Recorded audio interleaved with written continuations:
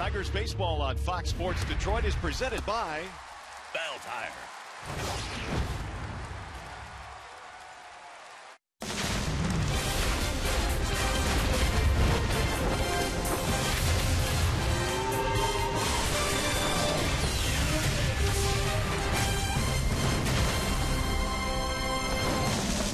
Tigers rookie James McCann has taken full advantage of his opportunity to play. McCann has been really good with the bat, but more so defensively. Had a great defensive series against the St. Louis Cardinals. Tonight, McCann and the Tigers return back home. It's a warm evening for baseball. Welcome to Comerica Park. Game one in this series featuring Milwaukee and your Detroit Tigers. Hi again, everyone. Welcome to Tigers Baseball. Mario and Pemba, Ron Allen, glad to have you with us here for game one in this series. What can we say about James McCann? Rod really has done it on both ends of the baseball. You know, when Alex Avila went down with the injury, even before Alex went down with the injury, McCann was doing a very nice job behind the plate. He's handling the pitching staff. He's getting his base hits. He's doing exactly as they thought he would do when they named him to the 25-man roster. All right, two other guys that are doing exactly what we thought they would be doing is Ryan Braun, the Milwaukee Brewers, having an outstanding start to the year, and we know all about Miggy. Well, Ryan leads their team with 8 home runs. He's already driven in 28. He bats right in the middle of their batting order. He's already done some special things in his career. He's made all-star teams. He's done that 5 times. He also won the MVP. That was back in 2011. But the guy, Miguel Cabrera, he's the headliner here tonight. He takes a backseat to no one. Hit number 400 just the other day. He is 1 RBI shy of 1,400. If he's able to get that today, he will be the 5th youngest player in the history of the game to accomplish that. He's awfully special, and he's fun to watch. After a short break, we'll send you to the Coliseum Studios. Check in with Johnny Kane. After winning 2 out of 3 against the St. Louis Cardinals, the Tigers are back home. 7-game homestand. Detroit, Milwaukee coming at you next.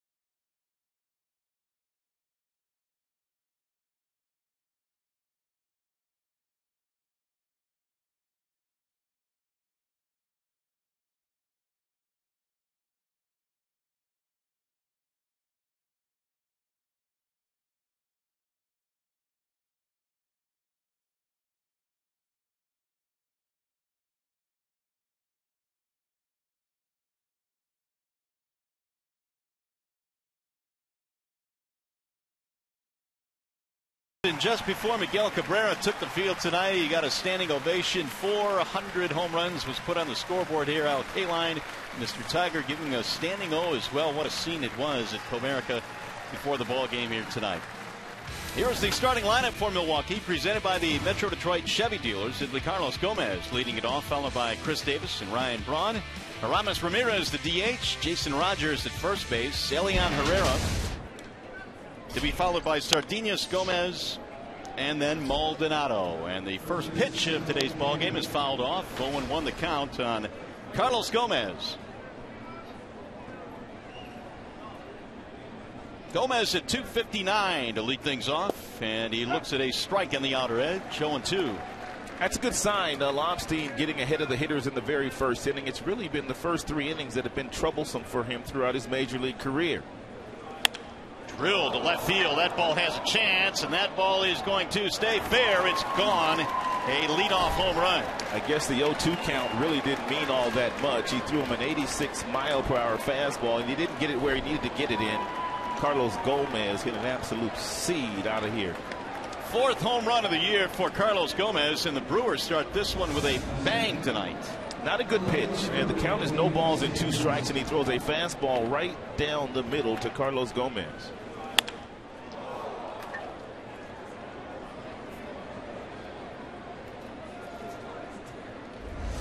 Here's Chris Davis to stand in as Gomez celebrates with his teammates in the Brewers dugout. Milwaukee, a struggling bunch. They have let go of their manager. Greg Counsell is their new skipper, and they come in tonight at 13-25. Tigers have a 3-game series here against Milwaukee. The 1-0 Davis is swung on and missed. Huge swing there by Chris Davis on a nice changeup by Lobstein.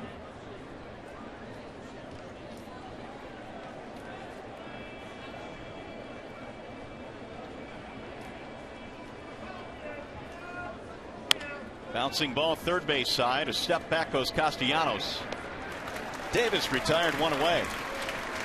Let's take a look at the Tigers starting defense. It's presented by Beaumont Health System. No Yoenis Cespedes here tonight. Just a day off, according to Brad Ausmus. Davis gets to start in left. Ghost Martinez in the outfield. Iglesias, Kinsler up the middle. Castellanos and Miggy on the corners, and James McCann the catcher. This time through 38 games last year, the Tigers have committed 22 errors. Only 15 so far this season. Here is Ryan Braun to step in. Braun with 8 home runs this year. And Lobstein works the ball down low, 1-0. Braun has knocked in a total of 23. His last 11 pretty good. 324 over that stretch.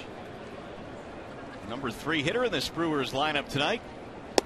And Braun looks at a ball outside. 2-0. Braun has hit safely in 9 of his last 11. Lobstein's 2-0 is in there as strike as Mike DeMuro goes up with the right hand.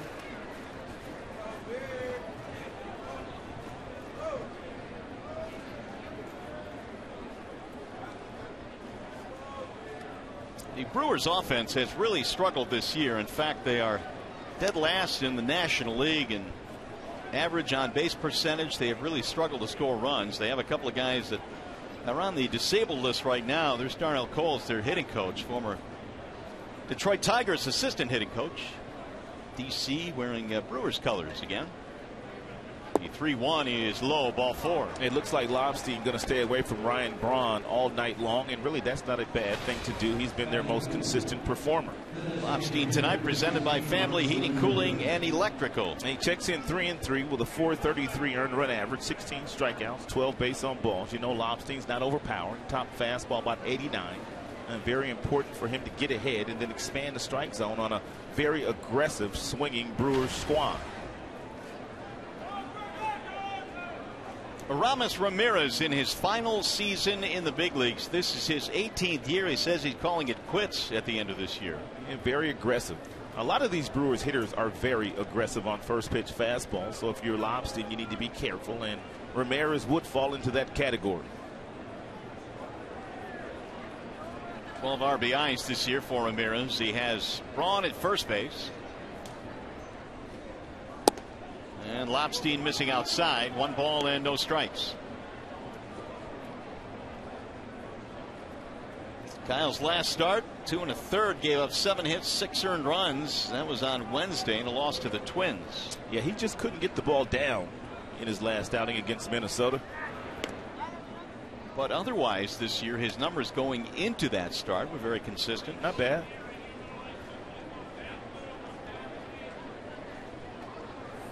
Lasted only 53 pitches in that last start, 2 1/3.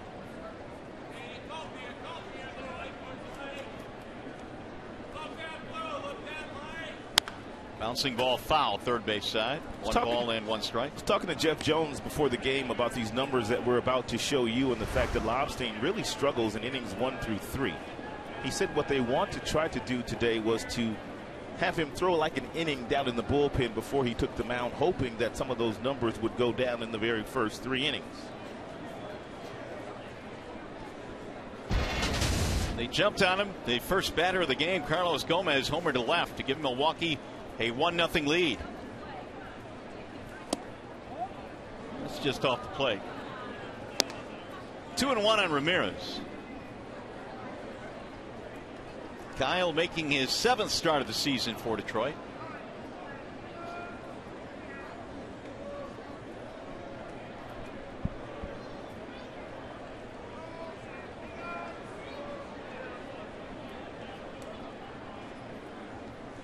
Right back up the middle and off of Lobstein. He'll stay with it though and get Ramirez at first base. That'll advance Braun to second. And McCann will walk out there now to see if Lobstein is all right. Looked like he took a line drive right off the left hip. And it hit him square, so the ball bounced right in front of him. He was alertly able to go pick it up and throw out Ramirez at first base. He'll have a nice reminder of that line drive tomorrow. It's forming as we speak. Nice little bruise on the hip. Here is Jason Rogers. 2-out runner at second base. A little bit of a breeze here tonight at the ballpark. Not much. Yeah, just a little breeze. Or that could be that fan that we have blowing in the booth. Yeah. It's one or the other. I don't know if they paid the air conditioning bill around here this month. It's a little humid in the booth. Giving Miggy too much money. 0-1 the count on Jason Rogers.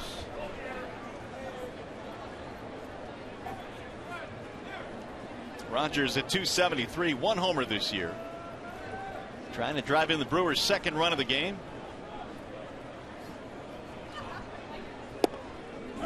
In there, a strike, and it's quickly 0-2.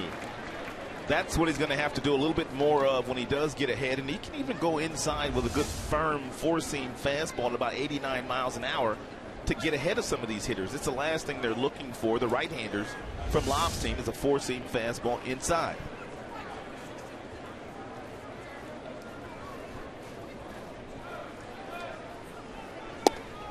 Stayed away that time. The count goes 1-2. Rogers called up earlier this year when Carlos Gomez went on the disabled list. He was hitting .360 at Colorado Springs over in the Pacific Coast League. Trying to pick up Braun at second base with 2 outs.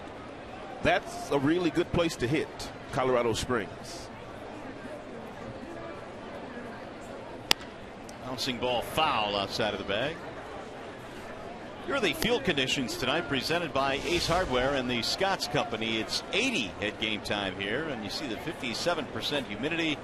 It is cloudy, a little bit overcast, and a little bit of a breeze as well. Otherwise, a nice night for baseball here in downtown Detroit. It might not be all bad for Lobstein to go back inside with a good 4-seam fastball to see if he can catch Rogers looking. Runner goes, and it is outside. Into third base goes Braun, standing up with no throw. It's a 4th stolen base for Braun.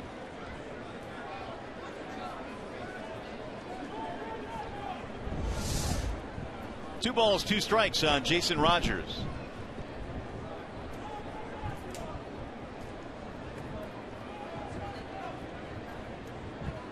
Swing and a miss, struck him out, and that is that for Milwaukee. They will settle for one run on the home run by Carlos Gomez. Here come the Tigers.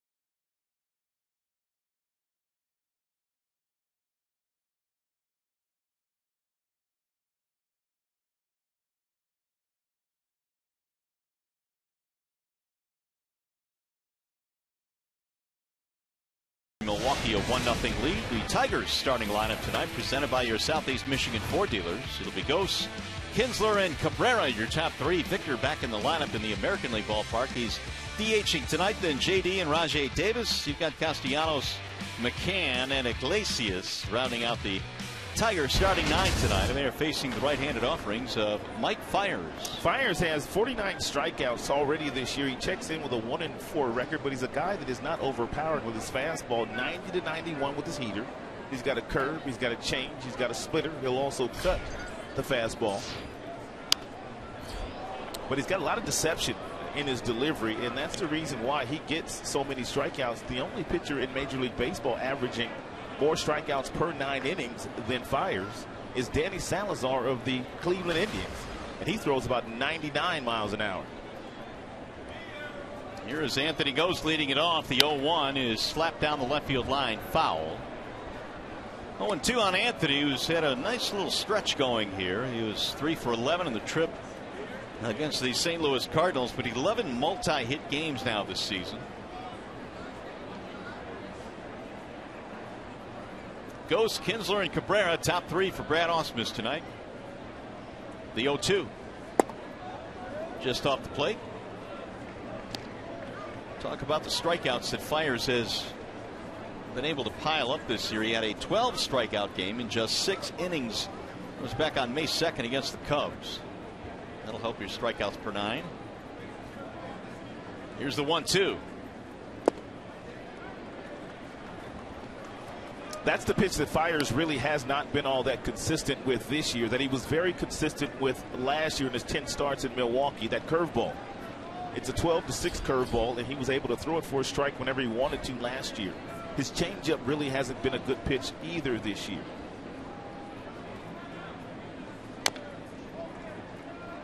Two, the count stays on Gose. Take a look at the delivery here of Fiers and some of the deception. Watch the ball here. He hides it behind that right leg, right there. And then all of a sudden he comes at you with a fastball, and you never ever really see that fastball. Even though it's 90 miles an hour, it's up in the strike zone, he's able to throw it right by a lot of big league hitters. Ripped to right field, base hit. Leadoff single for Anthony Gose. Take a look at the Milwaukee Brewers starting defense. Is brought to you by Tim Hortons. Davis, Gomez, and Braun in the outfield. Sardinas, Gomez up the middle. Herrera, Rogers on the corners. Maldonado, he is their catcher today. They have committed 31 errors this season as a team in 38 games, which is third most in the majors. Here is Ian Kinsler batting .304. And you've seen his last 10 games, he's at almost 400. 395 in that stretch. And he really gets locked in with runners in scoring position. Runner goes. He shows bunt. Throw down to second is high, and a stolen base for Ghost. Anthony Ghost and also Rajay Davis are absolutely fearless on the base pass. The pitcher fires did his catcher Maldonado absolutely no favors here. Look at the jump that Ghost gets. Maldonado throws high because he's rushing his throw, and Ghost is in there with another stolen base. Number 7 for Ghost. 7 out of 9 this year. Didn't take long for the Tigers to get the tying run in scoring position.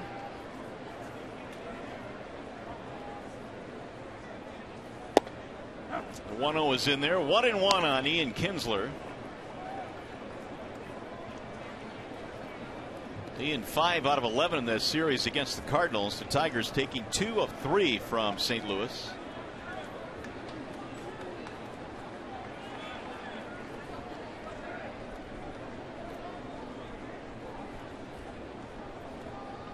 Here's the 1-1. Snap throw back down to second, almost into center field. That was a pretty good series in St. Louis against a really good baseball team, but I really came away impressed with that cat, Matt Carpenter. Were you as impressed with him as I was? I really was, because we don't get to see the Cardinals play all that often. And, you know, we've heard about the numbers, but until you see a guy play every day, or at least a couple of days in a row. He's legit. Really good player. And the Tigers going into that series against St. Louis, I think, Rod, many thought this will be a pretty good measuring stick as to how good this team is. That's right.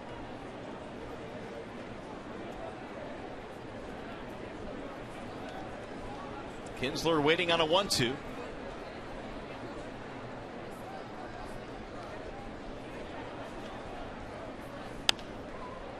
They'll get back out of play down the right field line. Even though there are 2 strikes, Ian Kinsler still trying to do his job. He's trying to hit something through the right side of the infield past Gomez and Rogers on that side of the infield. Or if he just happens to hit one at them, Ghost will simply go to third base, and that will complete his job.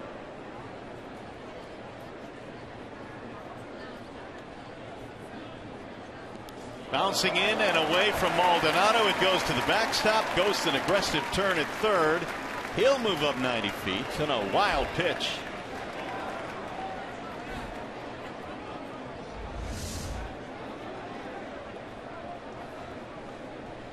That is the first wild pitch of the year here for Mike Fiers. Brewers gave him an early 1-0 lead on the Gomez home run. Now he's given up a single, a steal, and thrown a wild pitch. And Ghost at third base.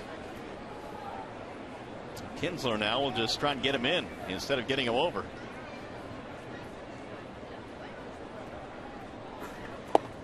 Backed him out of there. 3-2. First meeting between these two teams since 2009, when the Brewers came to Comerica. Tigers swept the 3-game series.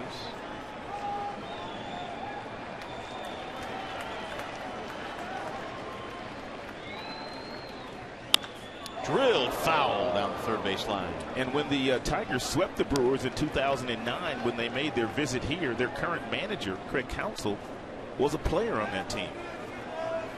Yeah, Craig taking over for Ron Renicky, who was fired on May 4th. Counsell signed to a 3-year contract. No previous coaching or managing experience in the big leagues. He's what you would determine a baseball rat. At least that's what they determined him when he was a player. He was an absolute gamer. Check swing roller toward first base. This will get the run in. Kinsler is out, but he'll get an RBI, and it's a 1-1 ball game. That'll bring up Miguel Cabrera.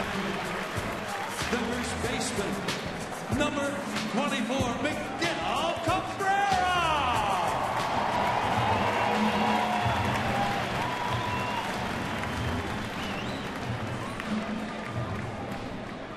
So Miguel Cabrera in his first home game since reaching the 400 plateau in St. Louis the other day.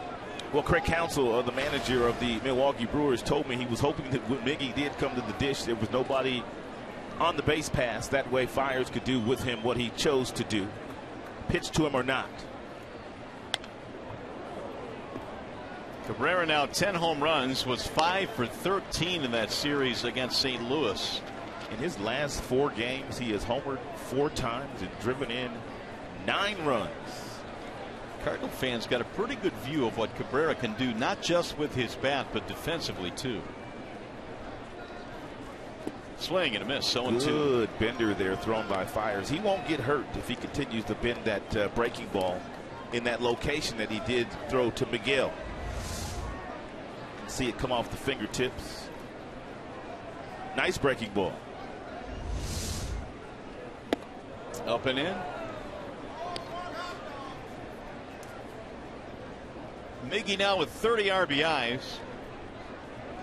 Of his 400 home runs, 262 of them have come in a Tigers uniform.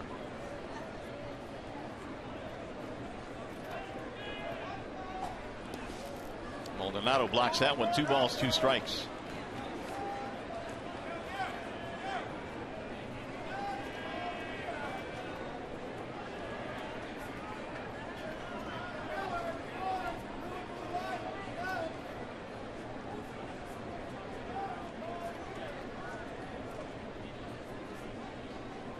Here's the 2-2 on the way.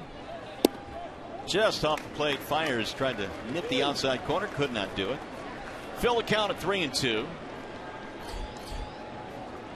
Victor Martinez waiting on deck, back in the Tigers lineup tonight.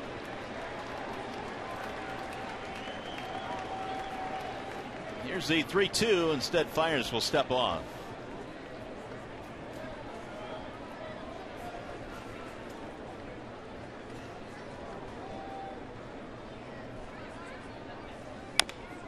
Rolled foul. And Mickey's been on some kind of a hot streak. We're going to show you home runs 397 all the way up to 400. Of course, number 400 coming in St. Louis just the other night, straightaway center field.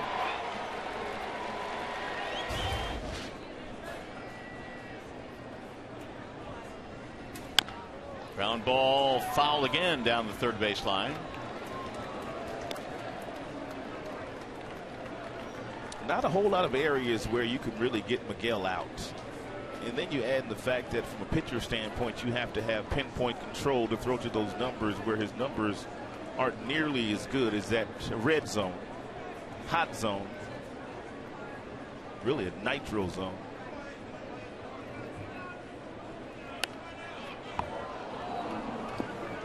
Ninth pitch in this bat will be forthcoming here to Cabrera, who is giving Fiers fits right now. And this is really what defines Miguel Cabrera. He's never ever seen Fiers before, but yet a 9-pitch at bat, fighting off everything that he has thrown thus far.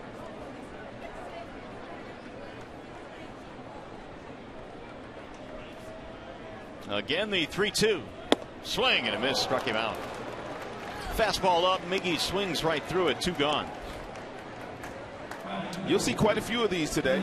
We told you that Fiers racks up quite a few strikeouts, and he racks them up on this elevated fastball. It's right around the letters. It's only 90 miles an hour, but hitters have a difficult time of picking it up. Well, it'll be interesting to see what kind of series Victor Martinez will have. He had nearly 3 days off in St. Louis. He did pinch hit in the ball game last night. His first start since Wednesday against the Twins. They've got the shift on against him. And a breaking ball that drops in for a strike. 0-1. You would think that the time Victor had off the last game against Minnesota in the first 3 games of the St. Louis Cardinals series, despite the pinch hitting appearance, would bode well for that left knee. Here's the 0-1. 0-2 on Martinez. Well, I know the Tigers have come close. As Brad Ausmus says, you know, every time we think about really considering putting him on the disabled list, he goes out and get a couple of hits. And we back off on that. It's something they have considered. The 0-2 pitch.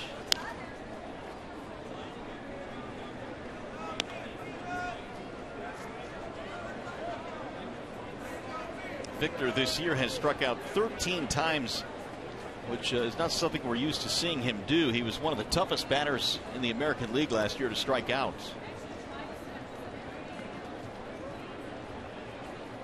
Fires again with the 0-2. Soft roller back up the middle. And Martinez is out. That'll retire the side. However, the Tigers get a run tied up.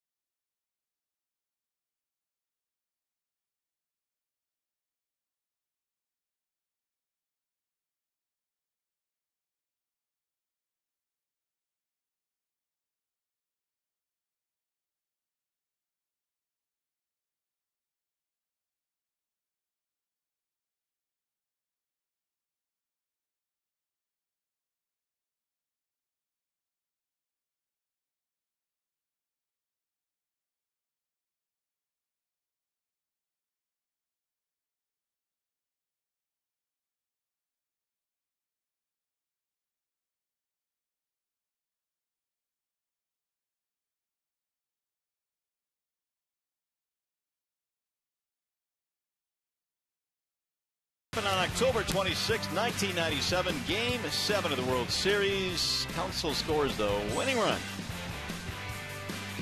in the win over the Cleveland Indians. And let the celebration begin. These days, managing the Milwaukee Brewers. First pitch from Kyle Lapstein is swung on and missed by Elian Herrera. Herrera, Sardinas, and then Hector Gomez in the second of a 1-1 ball game. And Dave Dabrowski was the general manager of the Florida Marlins at that time. Jim Leland was their skipper. And when Craig Counsell played second base that year, as a matter of fact, Dick Egan, who is still a scout with the Tigers, he was scouting the Pacific Coast League, and he noticed that Counsell was a very good second baseman. He was playing in the minor leagues with the Colorado Rockies. He was then called up to the big leagues for 2 days before the Tigers made that deal. The Marlins made that deal for Counsell because Luis Castillo was very talented but still kind of erratic. And you know the rest of the story. Counsell went on to play second base every day and won a world championship. Slow roller toward Kinsler for the out. Herrera is gone. They had a tremendous amount of talent on that 97 Marlins team. Jim Leland spoke a lot of really good things about Craig Counsell in his days here in Detroit when Leland was the skipper here. They always talked about that 97 team, and here are some of these superlatives of Counsell. He's kind of come full circle. He started out going to the ballpark with his dad, who worked in the front office with Milwaukee when he was about 8 or 9 years old, hanging out as their bat boy, hanging out in the clubhouse. Now he's their manager. In there for a strike on Luis Sardinas. He is the shortstop, 3 for 6 in the big leagues this year. Called up from Colorado Springs on Friday from the Pacific Coast League. Big swing there, and the count is 0-2. Talking about a couple of injuries that the Brewers have right now. Gene Segura is out. Lucroy is out. The 0-2. 1-2 on Sardinas.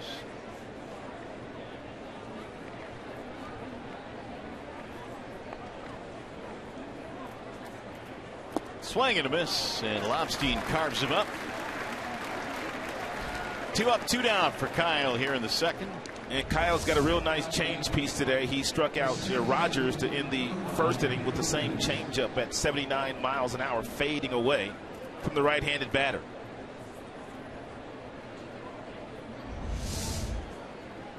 Here is Hector Gomez.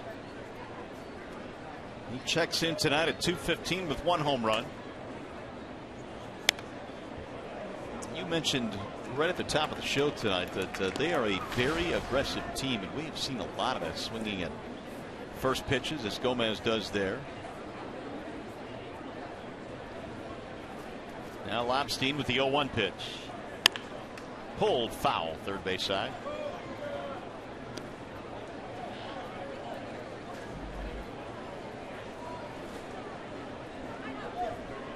Lobstein this year much more effective against lefties. They bat only .219 against him. Righties, though, .280.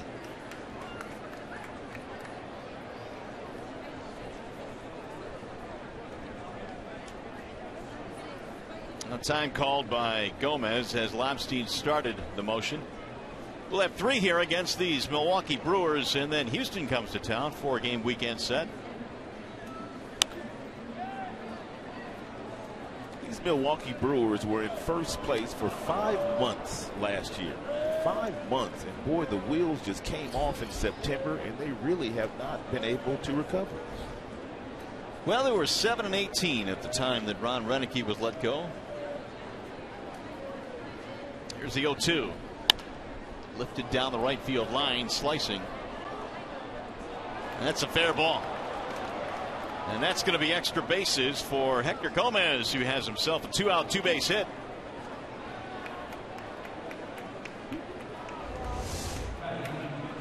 And nice ball placement here by Gomez. Barely fair, and then back into the seats.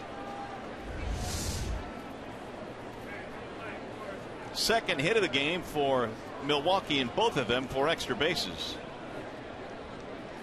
6 doubles now for Gomez. And a 2-out chance for the number 9 hitter, the catcher Martin Maldonado.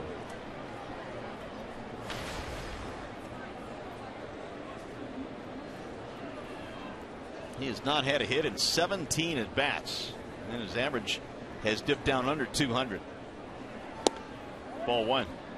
And Jonathan Lucroy, their everyday catcher, is on the disabled list right now.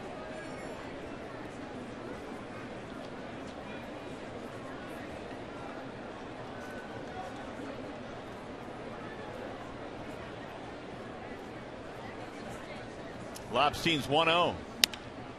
High fly ball, center field. Routine for Anthony Gose, staring into the sunlight, and that'll end the inning. Nothing comes of a 2-out double.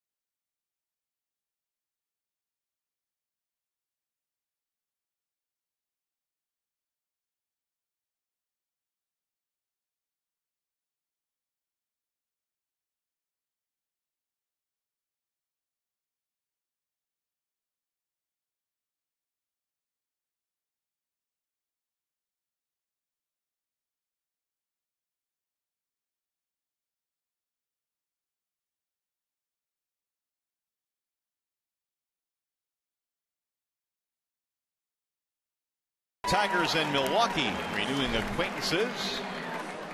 JD Martinez will start things off, then Rajai Davis and Nick Castellanos. Fires in that first inning, gave up a single, a steal, wild pitch, and then the Tigers got the run in on a ground out by Kinsler. JD batting .252. His average has pumped up because of an 8-game hitting streak now for Martinez. 11 for 28 over that stretch.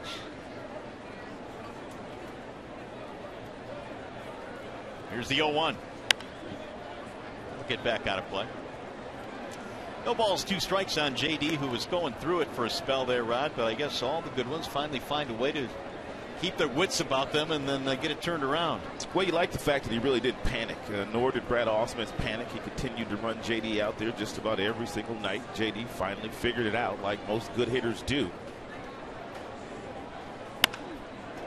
Hammered to right field. That ball hit well. Braun is on the move, reaching in the gap in right center to make the catch. Nice running play by Ryan Braun. Ryan Braun is kind of underrated on the defensive end in right field. He gets really good jumps. He takes really good routes, and he takes a double away from JD Martinez, a possible triple if this ball gets out in Triple's alley. Take a look at this play he made on Friday night, leaving his feet, stretching out, sprawling, making a spectacular catch. Yeah, you're right. All they talk about with Braun is his offense. Nice running play there. That looked like double all the way, at least.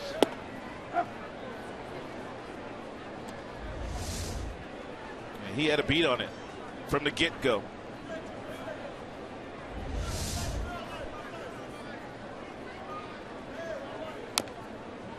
Rajai Davis in the lineup tonight as Yoenis Cespedes gets the night off. This is what Brad had planned here, as the Tigers now are out of divisional play. He's giving Cespedes a much needed night off. Expect Kinsler probably at some point on this homestand will get a night off. 1-2. And Rajai getting his first start in left field here tonight. He's made starts in center. He's made a couple of starts in right as well.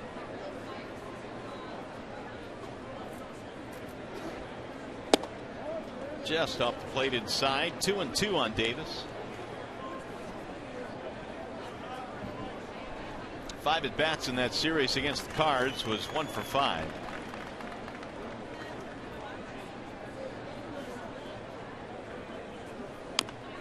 Ooh, he banged that one off his foot and or leg.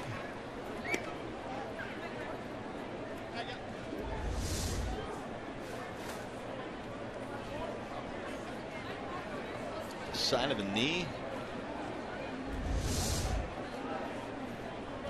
Rajai now trying to walk it off behind home plate.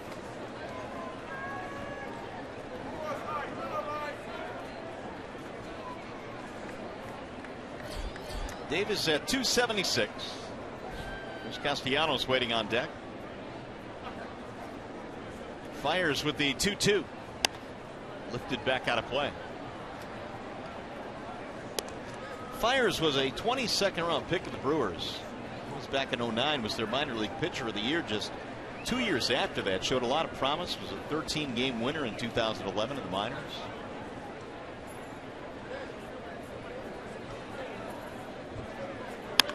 Pulled to third, fair ball over the bag, and down the line it goes. Rajai on the run. He'll go to second and pull in with a double. 4th double of the year for Rajai Davis, who just continues to get it done, and it doesn't really matter where. And Brad Ausmus places him in that batting order. Herrera playing off the line at third base, and Rajai Davis able to sneak one right by the diving Herrera.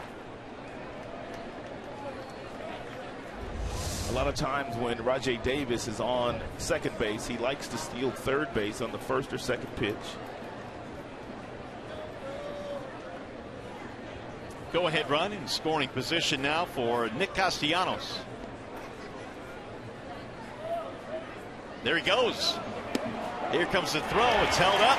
Maldonado couldn't get it out of the glove, and a steal for Davis. Already Ghosts and Rajai Davis with steals in the ball game tonight. Now Rajai sitting on third base, less than 2 outs.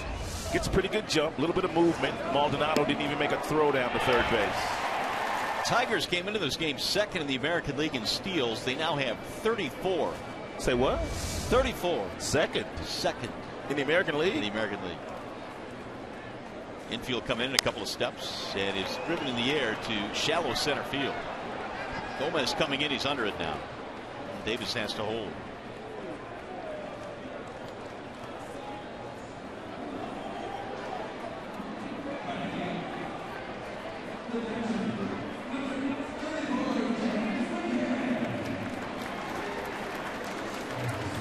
MGM Grand Detroit brings you the scouting report on Mike Fiers. His opponents this season with the bases empty, 216. Runners on. Well, the numbers jump considerably, especially with men in scoring position.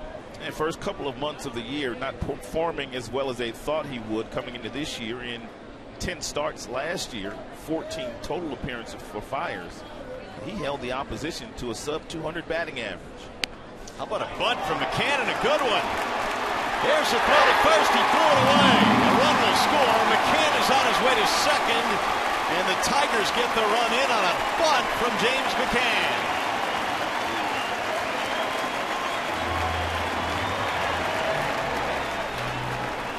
Tigers now have 2 catchers that can really handle the bat.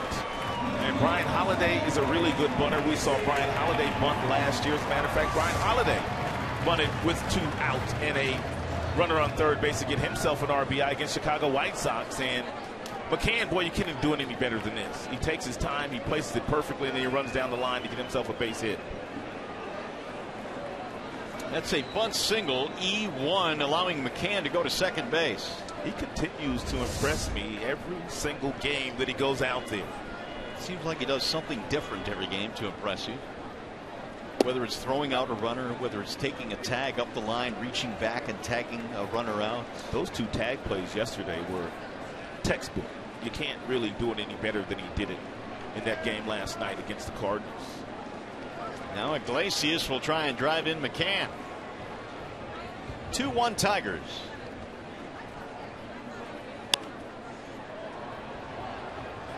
If you missed these plays last night, one was a throw down to second base where he threw out a base runner, and then he took a ground ball from Castellanos. Castellanos on the run, nice swipe tag by McCann, and then he took a throw from Cespedes. This may have been the most impressive one, reaching to the left and then reaching back to the right to apply the tag. Shattered bat, rolled toward third. Quick throw is in time, and Iglesias is out. They're going to need a vacuum cleaner to pick up some of that wood down there. Them splinters. It was shattered with the barrel flying into the stand. And we'll see if the Brewers want to look at this. Waving it off, so the run for the Tigers gives them the lead. McCann does the job. Playing first out is Iglesias. Tigers baseball presented by Bell Tire.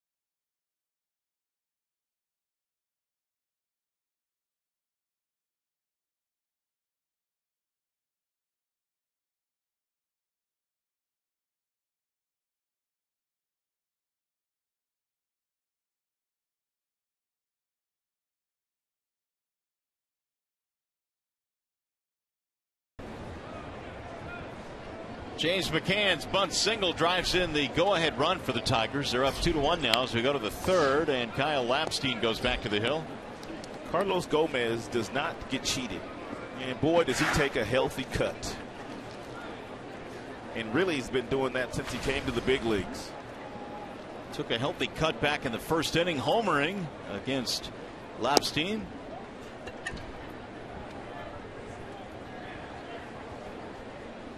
Fourth home run of the year for Gomez, who had his 7-game hitting streak ended yesterday. Had only a couple of at-bats. Ooh, man, big swing there, and off goes the helmet.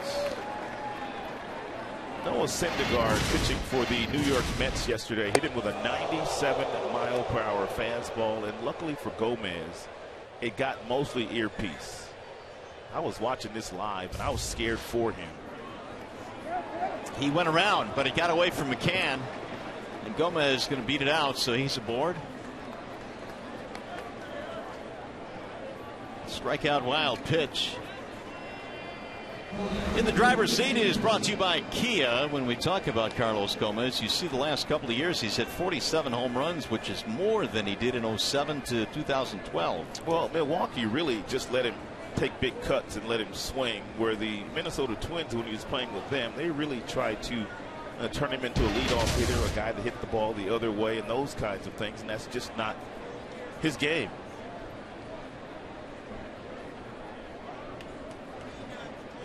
Here is Chris Davis.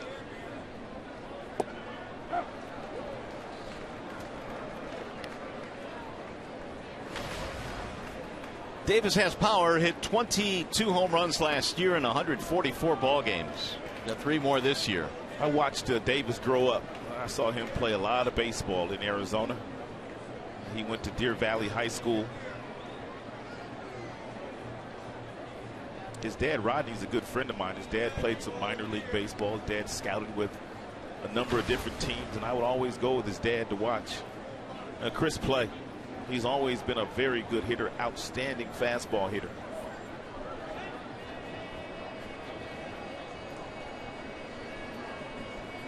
Lapstein again will throw back to first base. Davis bounced out back in the first inning, is 0 for 1 in this game. Davis also played collegiately at a pretty good program, Cal State Fullerton.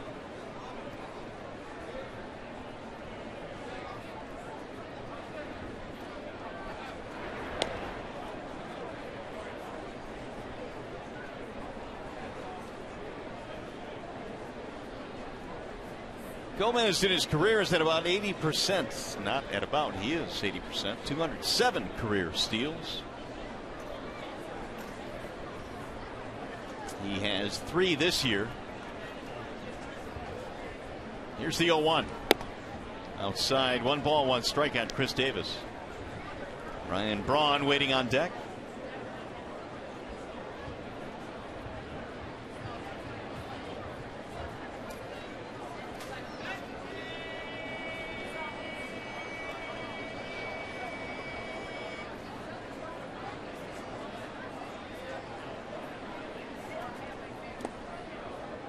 Good pickup by McCann. 2-1 the count. Brewers led 1-0. Tigers answer with 1 in the first, 1 in the second.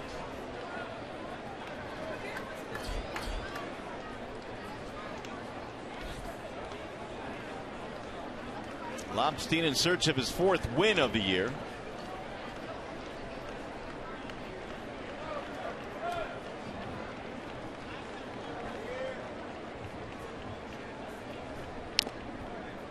Two and 2 on Davis. Brewers 13 wins and 25 defeats on the season, and they come into play over in the National League.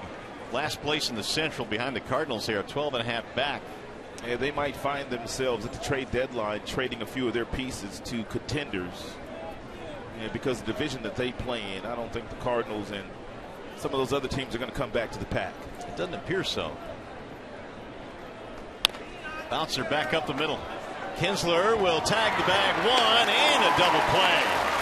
Just a really nice job there by Kyle Lapstein. Once Gomez got on first base, he made sure that he stayed there.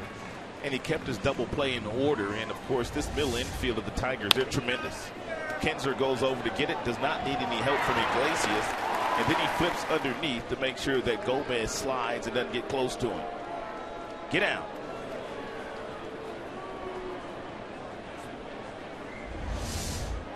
Two outs, bases empty for Ryan Braun, who walked and stole a bag in the first inning.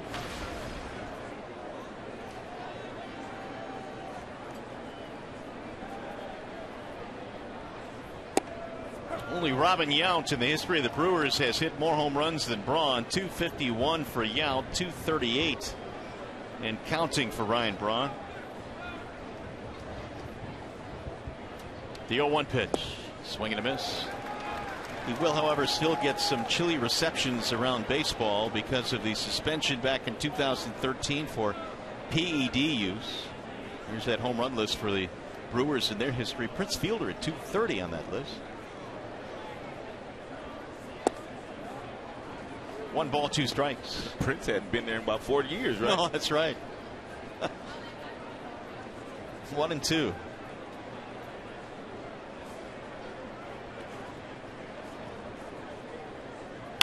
Chopper hit to the shortstop. Iglesias with a nice hop.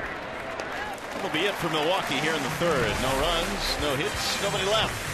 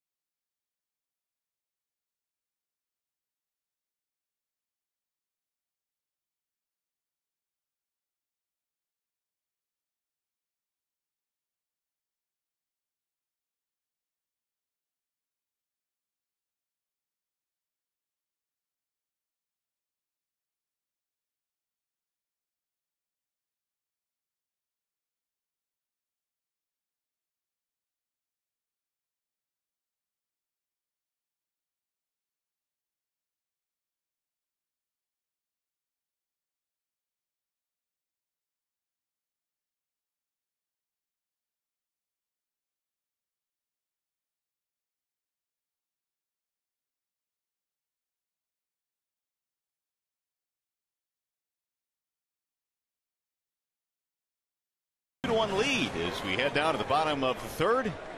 It's Harvey Day in the Queens. Yeah, in New York. Well, they're building some pretty good pitching down there, aren't they? Oh my goodness. DeGrom, Syndergaard, Harvey. Here is Ghost, who looks at ball one. All those 3 of those guys I just mentioned, 97 miles an hour and above. Bright future, no question. And if you can build from within with pitching, that's more than half the battle. If they all stay healthy, the Mets are going to win a championship or 2 here in the near future. Ghost is out by a step, 1 gone. We'll bring up Ian Kinsler, and also brings us to our Bernstein advantage pitcher-batter matchup. And it looks like Ian has Bernstein advantage against right-handed pitching this season. How about D. Gordon? He's on another planet this year. 48 hits already off right-handed pitching, and Jason Kipnis has woken up. He's playing like the Jason Kipnis of a couple of years ago that made an all-star team. Ian rolls one to third. Down to Anías Herrera on the backhand. A couple of ground ball outs. 2 gone for Miguel Cabrera. Miggy a strikeout back in the first inning. And Miguel Cabrera's next RBI will give him 1,400 in his career. And if he gets today, 5th youngest player to accomplish that.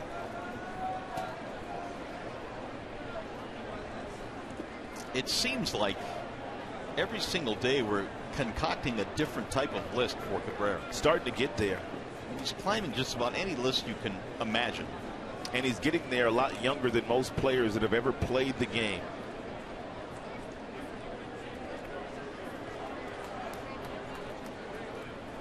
Here's the 1-0.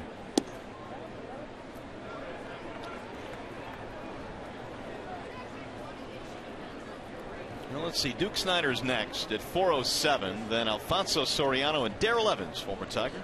You can check both of them off. All three of them, really.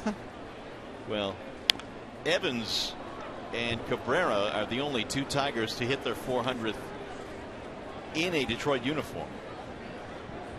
He's always got that smile on his face. He just has a lot of fun playing the game. I love it when he starts messing around with the fans like he did in St. Louis. How about that? Here's a 2-1. We'll get back out of play 2-2. It's like the modern day Muhammad Ali for me, the way that he dominates this sport. And I joke a lot talking about they need to find another league for Miggy. But when you start to hear his peers talking like that, you know he's awfully special.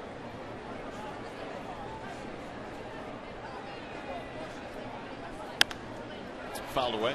Well, it's funny because the way Miguel goes about the game, you talk about the fact that he's smiling and having fun with fans. I mean, some guys, when they get on the field, have to be locked in to have success. Yeah. You know, they have to concentrate on what they're doing. They won't mess around with fans, won't speak to other players. And Cabrera, he just takes it all in. His first year in a Tigers uniform, Jim Leyland had to slow him down a little bit about, you know, talking to the opposition, talking to the fans, and some of the other things that Miguel like to do. But Miguel started putting up some of those monster numbers. Leyland just said, well, you do what you want to do. I'm not going to mess with you. If you want to talk, you talk. Because he can walk the walk without question. 10 homers, 30 RBIs for Miguel. And Fires struck Miggy out first time up today with a fastball up at 90 miles an hour.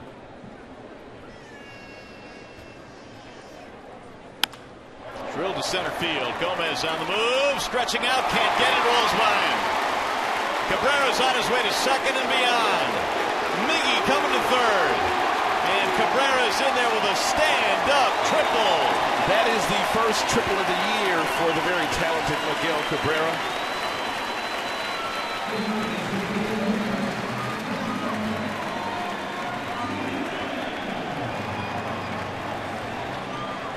Gomez gave it a shot.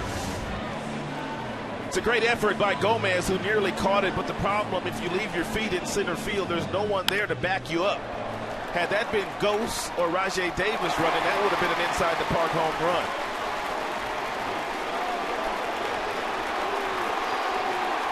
Miggy now has had 1 triple each the last 2 seasons and flashing that $1 million smile. 2 out, 3 base hit. Here is Victor Martinez to try and get him in.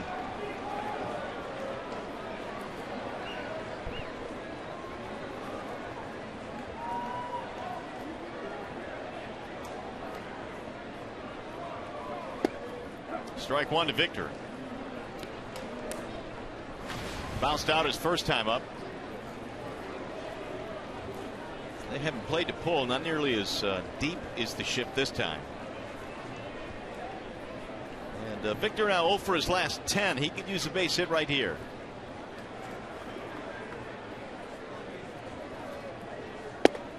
Ball outside. 1 ball, 1 strike. Seems like every day Brad Ausmus is asked day after day, would you consider batting Martinez right-handed against a right-handed pitcher, because obviously it bothers him less. And Brad says, you know, you can ask that question all you want. It's not going to happen.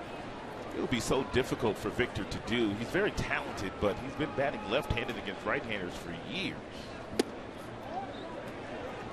2-1.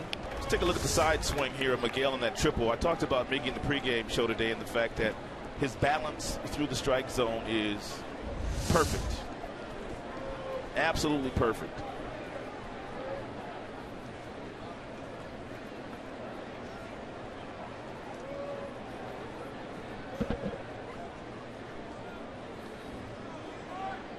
Here is Fires with the 2-1.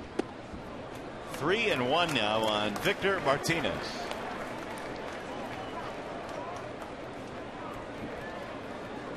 There's JD waiting on deck. Tigers trying to build on their 2-1 lead. We're in the third. Kyle Lapstein allowing a home run to Gomez, the first batter of the game, but has kept him off the scoreboard since.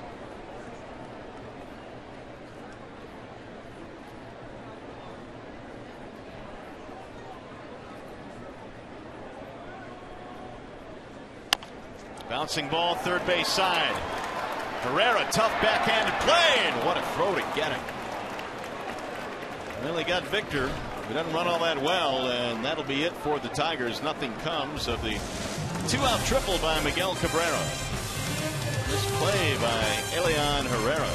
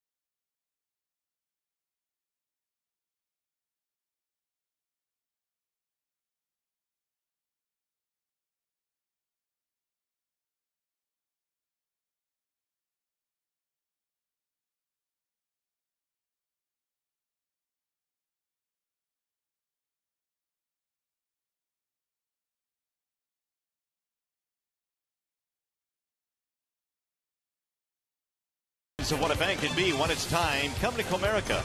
Chrysler, come discover great deals during the Chrysler Drive and Discover event. And by Kraft, individually wrapped singles make something amazing. Nice night for a ball game here in Detroit. 2-1. Tigers have the lead. And let's see if they still have the lead. Down the left field line and gone. We're tied up. So much for that. Aramis Ramirez with a leadoff home run here in the fourth. His fourth of the season. And the second home run given up by Lapstein tonight. Hey, if you weren't with us at the top of the show, we told you that the Milwaukee Brewers, they like to swing early, they like to swing often, and nearly 50% of the runs that they have scored this year as a team have come via the home run ball. That's just not going to fool many people. That pitch right there that is right down the middle to a guy that's as established as Aramis Ramirez. Here's Jason Rogers.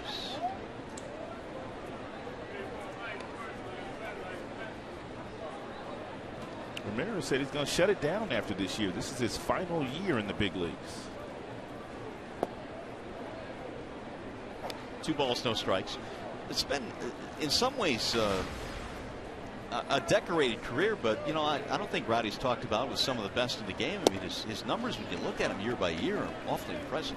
No, he's not going to the Hall of Fame, but he's had a great career playing third base, power hitter, good defensive player.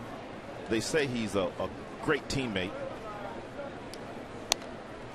Off the end of the bat, foul, and the count now is 2-2 on Rogers. So Ramirez hits his fourth to tie it up. That is his 387th major league home run. That's a lot of taters. Yeah. 18 years in the major leagues.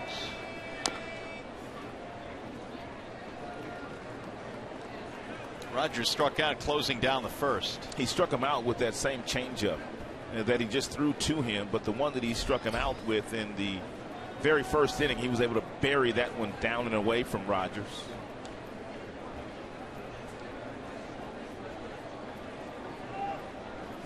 Two runs on 4 hits for the Tigers, 2 runs on 3 hits for Milwaukee.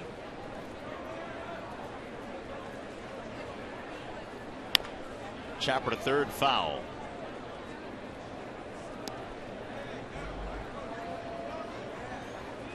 Jason Rogers hit his first career home run against Phil Koch earlier this month, former Tiger. Hit 360 at Colorado Springs. Little chopper to second base. Easy play there for Kinsler. 1 away. Fans, see the Tigers play the Brewers tomorrow and Wednesday, or the Astros on Thursday, and get 4 tickets, hot dogs, bags of chips, and drinks for just $76. It's the weekday value pack. Call 866-66-TIGER, or if you'd like, visit tigers.com. Either way, take advantage of some good grub. Watch the Tigers play.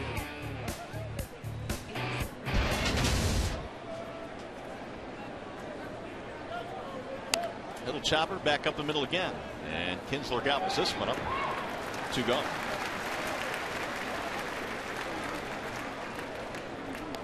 Hey, by the way, just a reminder, as you enjoy a cold one to look forward to, Miller Time later in tonight's game, brought to you by Miller Lite.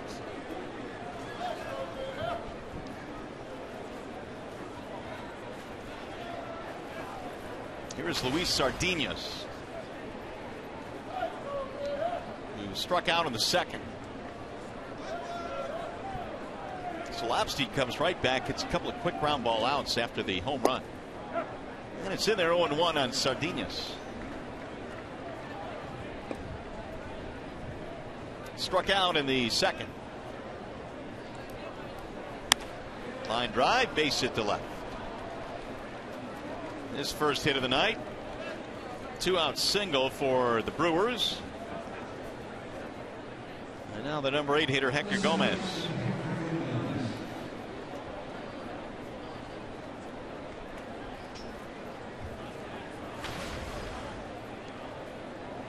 Two-base hit back in the second. However, it came with 2 outs, and the Brewers couldn't get him home.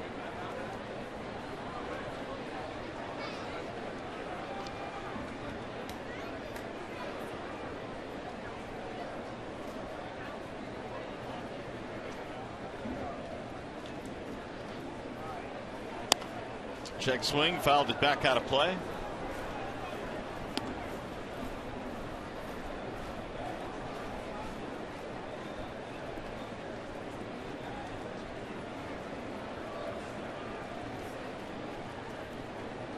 Well, that's a nice gesture right there. Nicely done.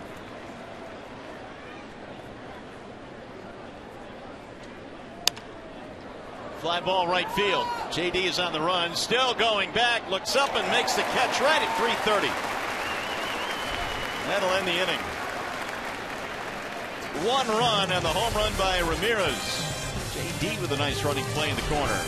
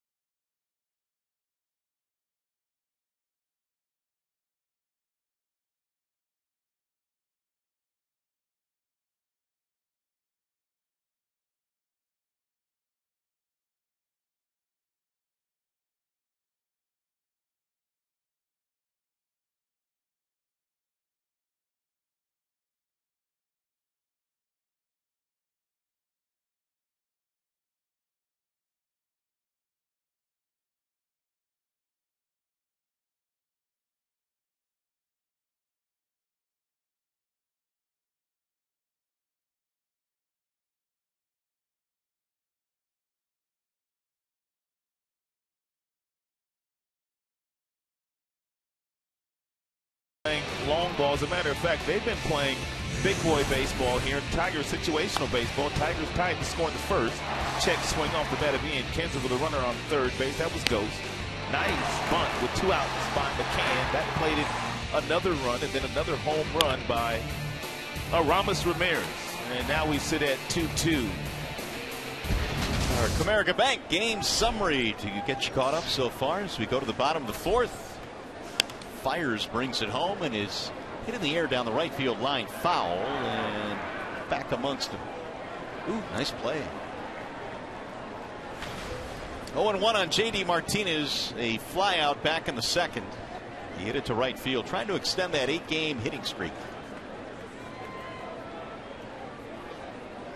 In the absence of Victor Martinez in that series against the St. Louis Cardinals, JD had 4 hits and 12 at bats.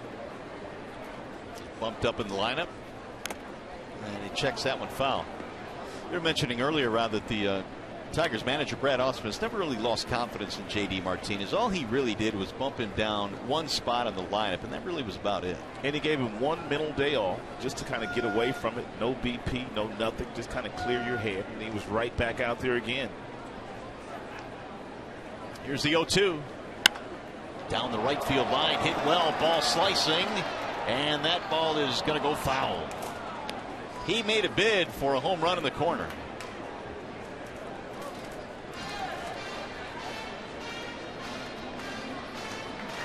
Last 8 at a 393 clip. Prior to that, 0 for 23. Average is steadily climbing back up now.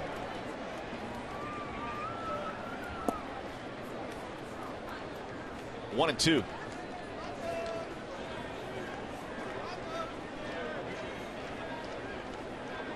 Rajay Davis, Nick Castellanos to follow in the Tigers' fourth.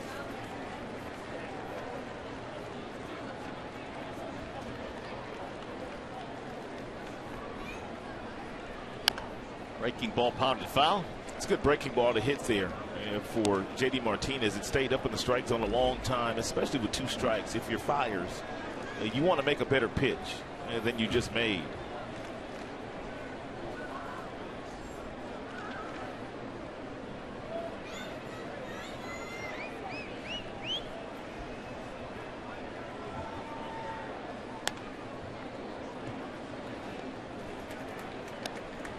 JD right now has 8 home runs, which trails Miguel Cabrera for the team lead. Miggy with 10 of them.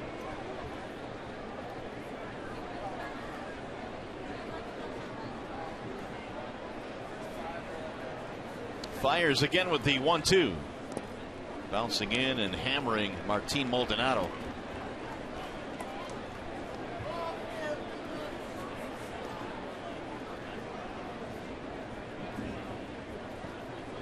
This will be the 8th pitch coming up in this at bat.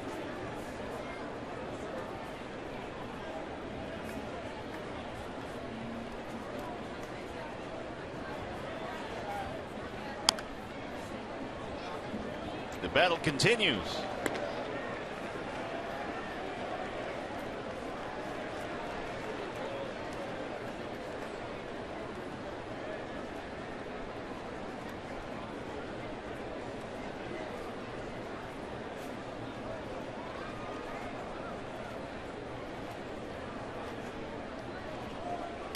Right back up the middle. Takes a bit of a left turn, but still scoots by Sardinas. It's a hit for JD. Leadoff man is on. Fires through everything at JD Martinez but the kitchen sink. And he finally got a 92-mile-per-hour fastball that was a little inside, but JD pulled the hands in nicely, barreled it up, and hit it right back up the middle past the diving Sardinas.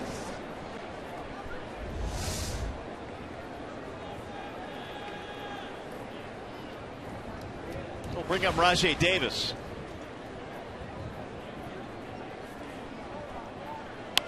Rajay sprays one foul, back out of play.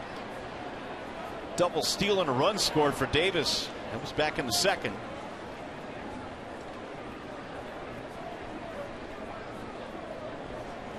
That bat came flying out of his hands.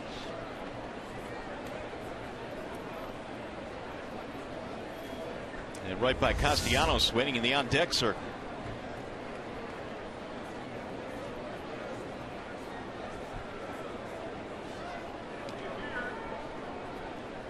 Martinez spun his wheels a little bit, but got back in there. Tigers outfielders, by and large, this year, man, they've really had a nice quartet of guys. I mean, you talk about Gose in center along with Rajay, and you got Martinez in right field, Cespedes in left. That has been a strength of this team. And it's been a nice combo between Gose and Rajay Davis. Ooh, that one close as well. Tigers are going to have several players get some consideration for making an all-star team this year. Gose has played tremendous center field, and right now his batting average is way up. And Cespedes is going to get some consideration too.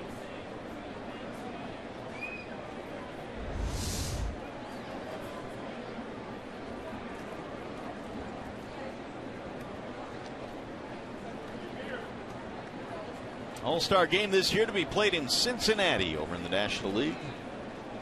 That'll be the third week of July. Swing and a miss. 0-2 on Rajay Davis. That's going to be a really fun home run derby this year in Cincinnati in that bandbox. Oh, good point. Yeah. You enjoy watching the home run derby? I don't mind some of them.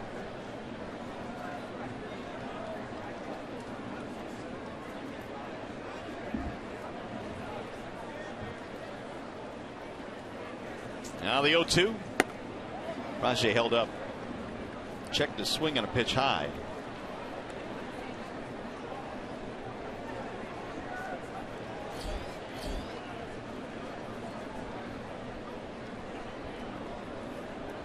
Fires already up to 70 pitches in this game and does not have an out in the fourth inning.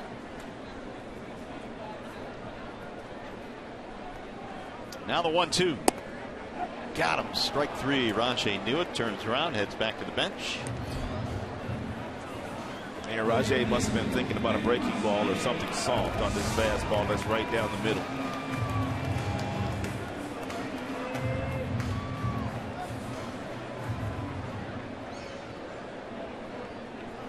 That'll bring him Castellanos. Speaking of the home run derby, Cespedes won the last two. He's won the last two? 13 and 14. Well, they may as well let him go in 15 too. All right, 3 in a row. Ken Griffey Jr., the only player that has won back-to-back home run derby titles.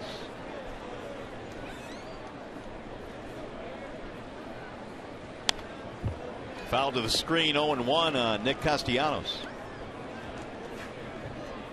Cespedes getting the day off today. I thought maybe he hurt his left thumb when he slid into second base in that St. Louis series. Then he made a diving play in the outfield, and Brad Ausmus and Kevin Brand, they had to go out and check on him, but he did stay in that game. But he told me today that his thumb was fine. Thumb, no issue.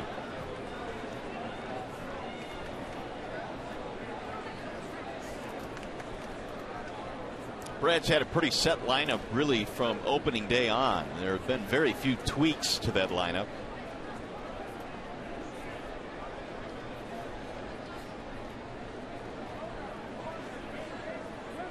Now time called as Castellanos steps out. The Brewers, meanwhile, have had 38 lineups in 39 games. Where the Tigers have been much more consistent. Obviously, they have a deeper team offensively.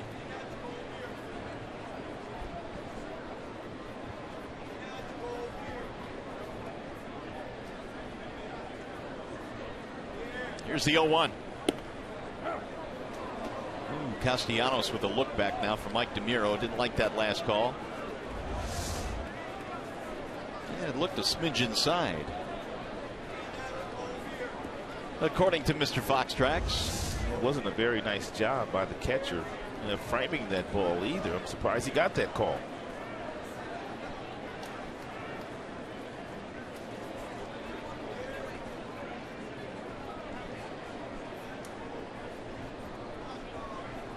The 0-2. And Jonathan Lucroy, who is now on the disabled list, is kind of like the new poster child for framing baseballs. It really, when we start talking about defensive metrics, those have become more and more part of the game these days. And even Brad will talk about the importance of framing pitches and how many extra outs you can get, across the course of the year. A lot of strikes.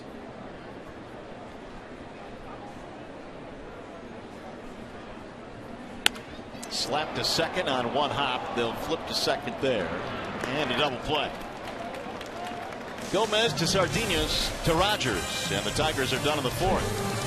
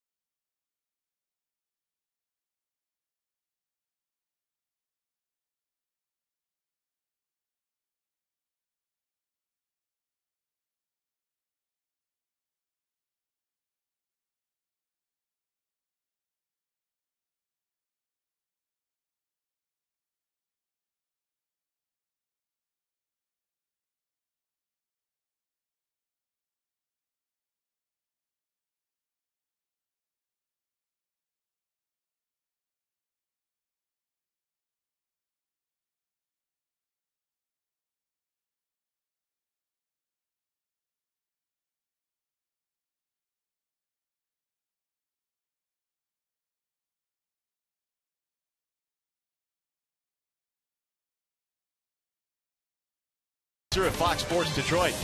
Myers, save big with M-Perks from Myers. Sign up at mperks.com. Bell Tire, get the lowest tire price, period. Bell Tire. And by Chevrolet, find new roads. Back here at Comerica Park. Great night for baseball. We've got a good one so far. Milwaukee 2, the Tigers 2. And here come the Brewers now as we go to the 5th inning. Kyle Lapstein goes back to the hill. A couple of solo shots allowed by Lapstein. Gomez to lead off the first and Ramirez to lead off the fourth. Martin Maldonado leads it off. He flied out to center field his first time up. Number 9 hitter for Milwaukee. Average now at 155. He looks at a ball outside. And Maldonado is 0 for his last 18.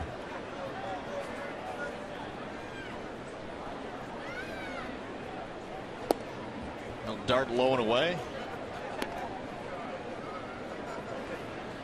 He'll be followed by Gomez and then Chris Davis. 9-1-2 for Craig Counsell and the Brewers. Here's the 3-0. 3-1 on Maldonado.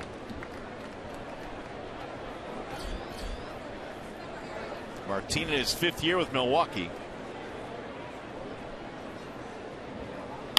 Bouncing ball to third. Castellanos backs up and slips, but he has time. One away.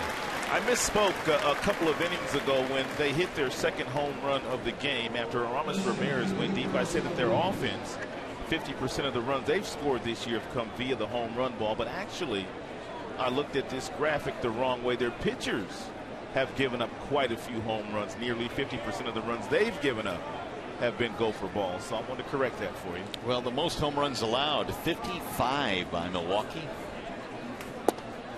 Here's a strike call. Gomez hit one of those homers, solo shot to start the game off. His 4th home run of the year. A little bit outside, 1 ball, 1 strike. Back-to-back 20 homer, 30 stolen base seasons for Gomez.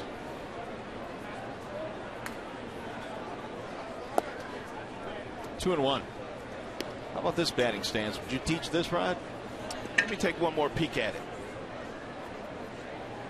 No, I wouldn't teach this one. Here's the 2-1. 3-1 now on Gomez. It's been working for him, though. And his numbers the last couple of years have been outstanding. He has turned into a premier center fielder in the National League. Not many better than Gomez.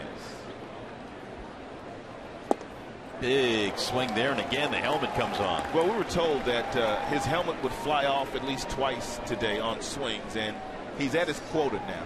He's got to be leading the league in the helmet fly-offs. Here's the 3-2. Little chopper to short. Iglesias has the hop. Gomez out.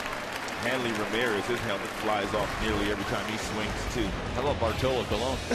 Hey, Saturday Major League Baseball on Fox Sports 1 continues as the Brewers take on the Braves at 3:30 Eastern. Then at 7, it's the reunion of baseball night in America.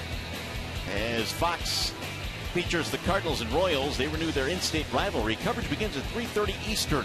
You're home for baseball every Saturday, Fox and Fox Sports 1.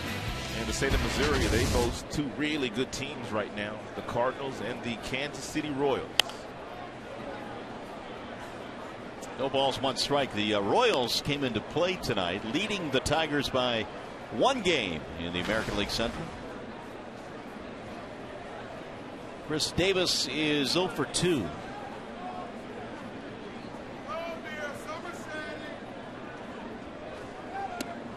Strike on the outer edge. 0-2 on Davis. And no need in throwing Davis a strike here. Continue to expand the strike zone, whether it be up with fastballs, out of the zone, or you can bury that changeup down and away, but you got to get it down. It's a nice block by Mr. McCann.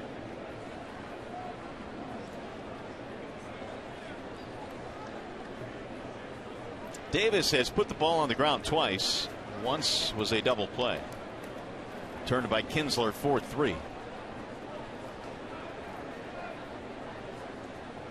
Here's the 1-2. Up and in. Back him out of there. Told you I had a chance to watch Chris play some high school baseball in Arizona. In every game that I went to, there were at least 25 to 30 scouts there to watch him every game. It's a lot of pressure for a high school kid. What impressed you the most about him as a high schooler? He could hit a fastball, and that's why he's in the big leagues. He went on to Cal State Fullerton, continued to punish fastballs, turned himself into a good big league player. Better than 20 homers last year, and really wasn't an everyday player.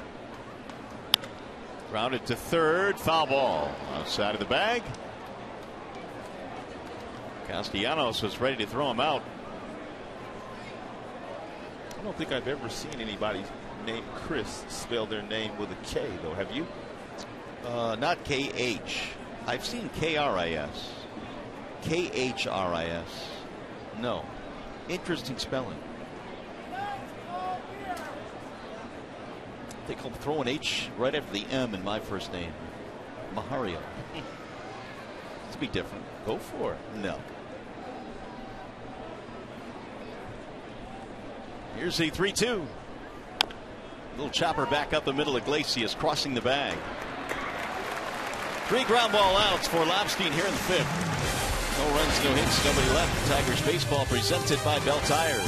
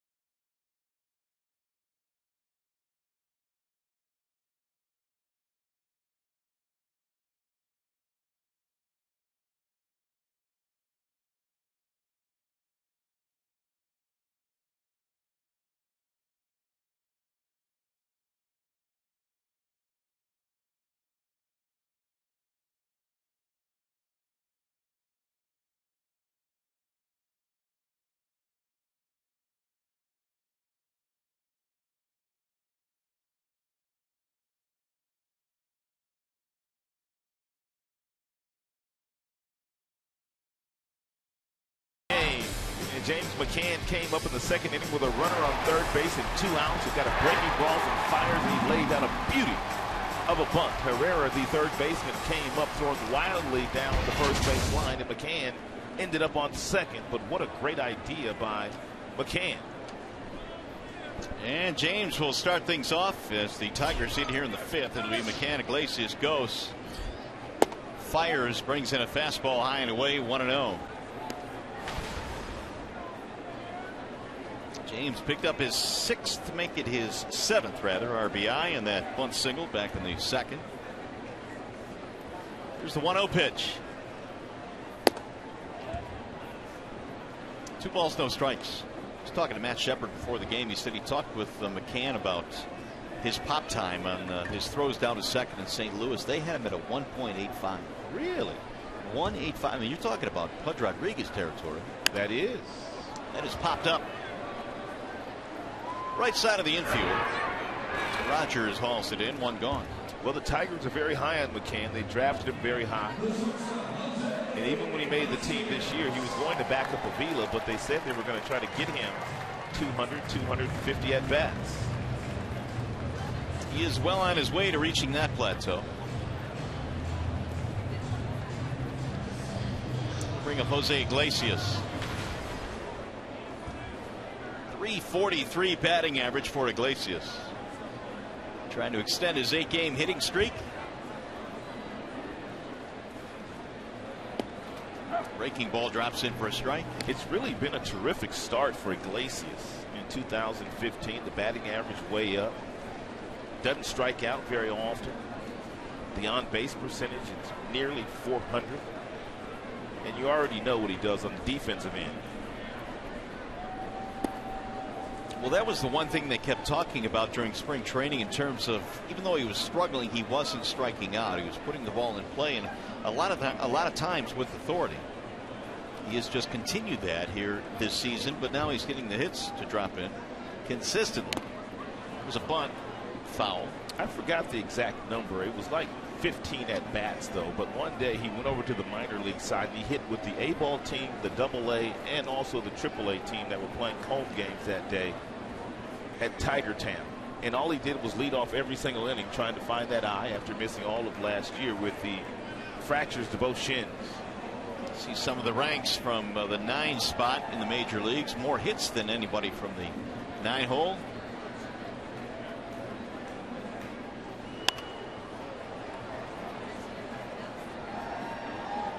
One and 2 on Iglesias. Anthony Ghosts will be next. We're in the 5th. All tied at 2 in this one.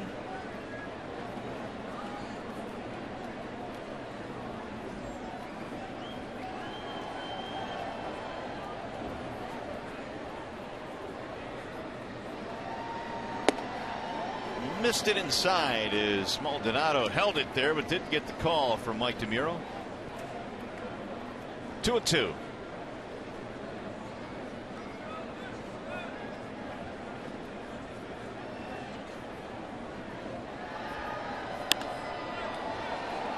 In the air to shallow center field. Gomez. He's got a little style in the way he catches the ball. So known as mustard on the hot dog. Here is our T-Mobile game changer, and as Anthony Ghosts rolls in, how about Ghosts among all outfielders in batting average? Getting it done. Some guys on that list that are having spectacular starts to 2015. Avisail Garcia for the White Sox is doing major work, but Bryce Harper really is kind of just dominating the senior circuit right now as far as his offensive numbers are concerned. Yeah, Bryce Harper's out of his mind right now with the way he's playing. Ridiculous. There's a drag bunt that goes foul. And you can even update that graphic now. It's at 343 for Ghosts. He's 1 for 2 tonight.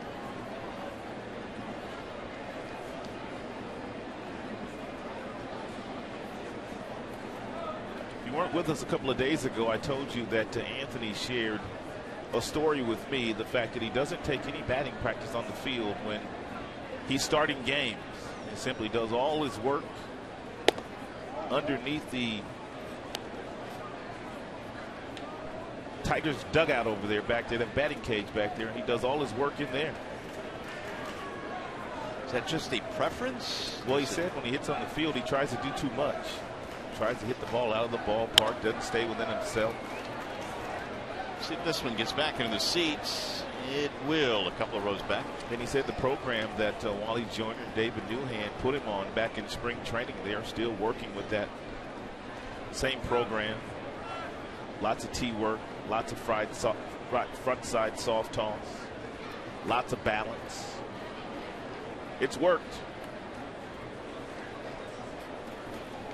Wally Joyner in his second year with the Tigers. He could hit a little bit. Yes, he could. Had his own world named after him. Wally World out in Anaheim. Sure did. At the Big A. Here's the 1-2. Bouncing in 2-2 the count. Now you know you're doing something when you get to the world named after you. What they have out in Los Angeles with the Dodgers, and Manny Ramirez is out there. Manny Wood. Manny Wood. Manny Wood.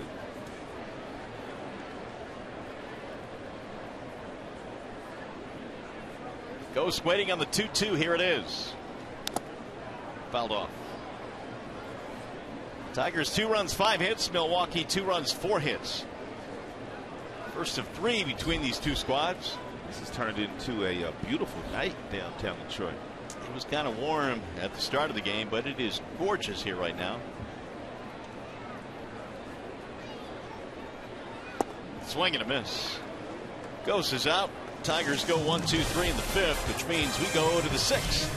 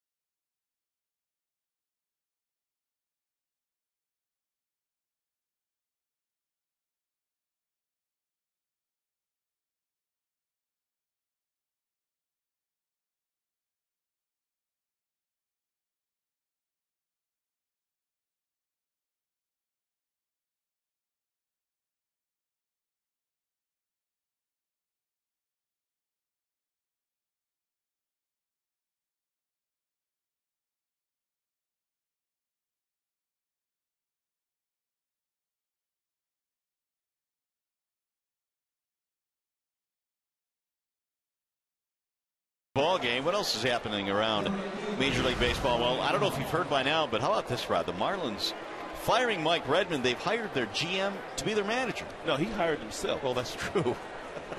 Let's get that right now. You know what? I think I'm going to take over as manager.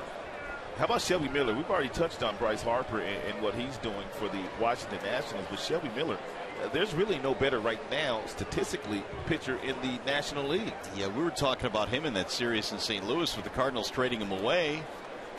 Had a no-hitter with 2 outs in the 9th inning before it was broken up.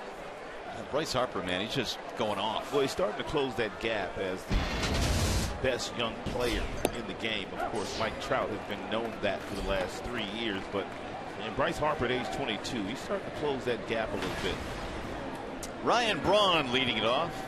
Braun, Ramirez, Rogers, 3-4-5. Ground ball to short. They've done a lot of that tonight. 1 gone.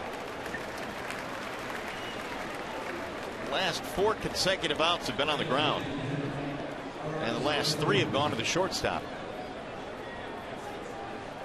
So really around the 2 home runs, the solo shots by Gomez and Ramirez. Lobstein, good effort tonight. And here is Ramos Ramirez. And coming into play tonight, the home run ball really has not been an issue for Lobstein. He had only given up 1 coming into this game.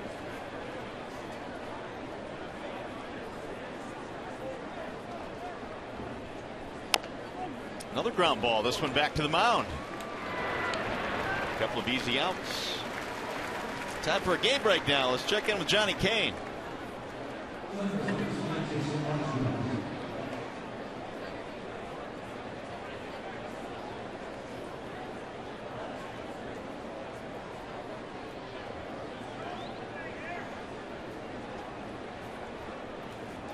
Thank you, Johnny. The Astros at 25-13, still leading the West as you look at the ground balls from Lobster. Throwing a lot up, isn't he? Yikes. 13 of them tonight. Ball outside, 1-0 on Rogers. Still waiting for those Astros to come down to earth. We'll see if that happens this weekend here. They'll be in town. Fly ball. Right field. Martinez and Ghost converge, and it's Ghosts in the gap. Lobstein, a 1-2-3-6. He's retired 7 straight.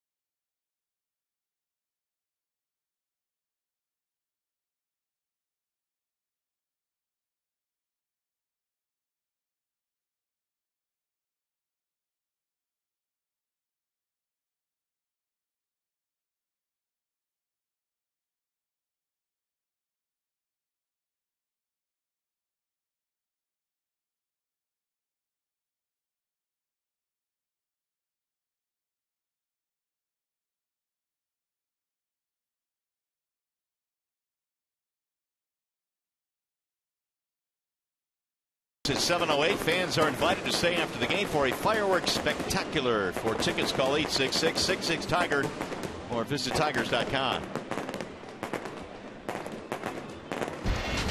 Well, here come the Tigers now against the right-hander Mike Fiers, and it's going to be Kinsler to lead things off, then Cabrera, then Victor Martinez. Ian goes after the first pitch and fouls it back 0-1.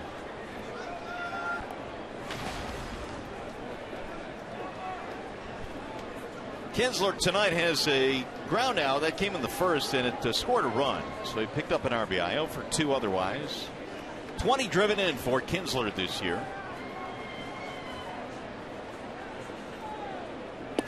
Bender stays high, and the count goes 1-1.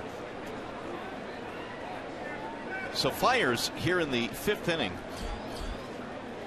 as that pitch count starting to really elevate. Jeffers warming up in the Brewers bullpen. Floats outside. 2-1 on Kinsler. 93 pitches.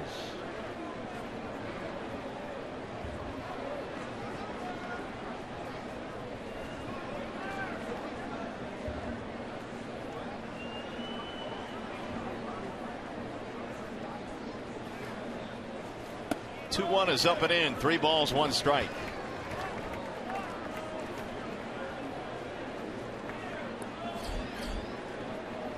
Cabrera waiting on deck, and now a little visit out to the mound. Tigers tonight with 5 hits. Got a couple of extra base hits, a triple from Miggy, a double for Rajay Davis.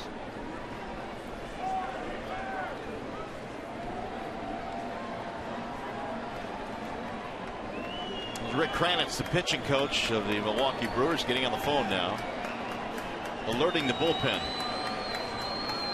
Here's the 3-1. He lost in ball 4. Leadoff man on. Fires issues a walk. Well, stay tuned to Tigers Live. Following the game, we will select the Fox Sports Detroit Tigers player of the game, presented by the 2 for $5 mix or match Filet-O-Fish and 10-piece McNuggets. So here's Biggie trying to untie this game.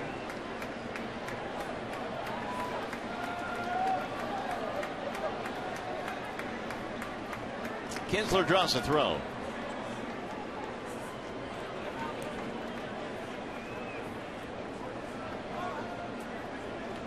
This is Cabrera's third at bat. He tripled in his last at bat.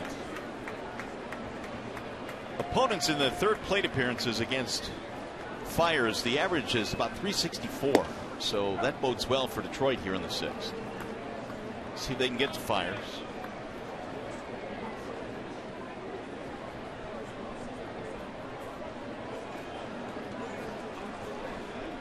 Play him to pull a little bit. Big hole to the right side of the infield. And Biggie can shoot that hole on the right side anytime he wants to.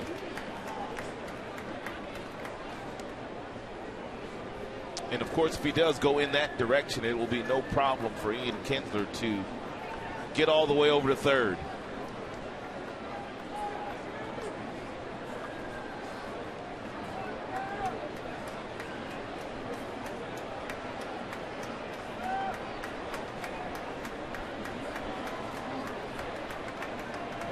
Another throw. Ooh, that was close. That was a very quick move by Fires. Fires thought he had him. I guess they're going to take a look at it, but it looked like Ian got that right hand on the bag before the tag was applied by Rogers. Late rain starting to fall now at the ballpark. They said some of that stuff was coming this way.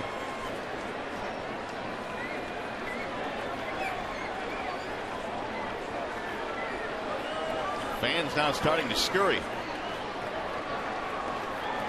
Kinsler gets back a little bit more easily that time. Last time Miguel was in the batter's box and it was raining, he homered to straightaway center field in St. Louis for home run number 400.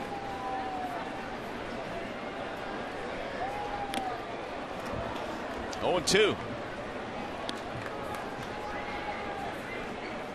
We talked about this a little bit earlier. Fires a guy that strikes out quite a few and has this year without really an overpowering fastball. But man, he finds a way to hide that ball so well. He's also got some herky-jerkiness in his windup, not so much in the stretch.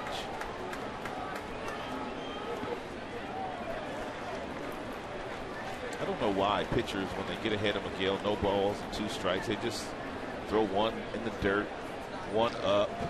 Next thing you know, Miggy's sitting 2-2, 3-2, and he's worked the count back into his favor. Victor Martinez on deck. Light rain falling here at the ballpark in a 2-2 game in the 6th. Ground ball third base side. Bobbled momentarily by Herrera. Goes to second. One. Pulled him off the bag. Almost got a double play. Even after the bobble.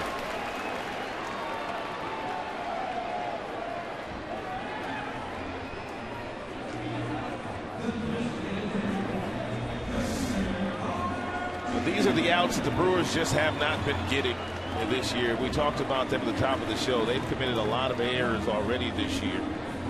You can see clearly Rogers up to catch the ball and Miggy able to get that left foot on the bag before the right foot gets back down. Boy, Rogers did a nice job there of getting that baseball and making it close. That tag on the bag, but the Tigers have 1 on, 1 out. Victor Martinez has hit a couple of ground balls. And Fires would like another one of those. And again, they employ the shift.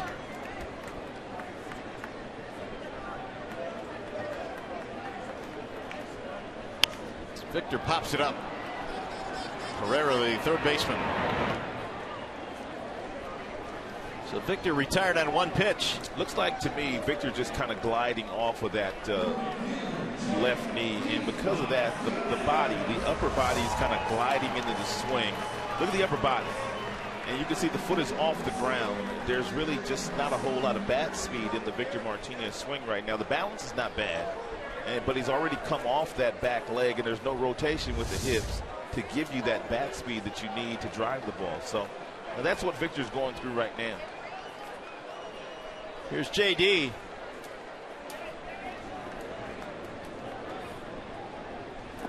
Swing and a miss, 0-1. And it's got to be getting awfully frustrating to Victor, a guy that is as proud as he is and puts in as much work as he does as a hitter. Well, Martinez now, Victor that is, has an average at .218, so that certainly is not an area that he is accustomed to.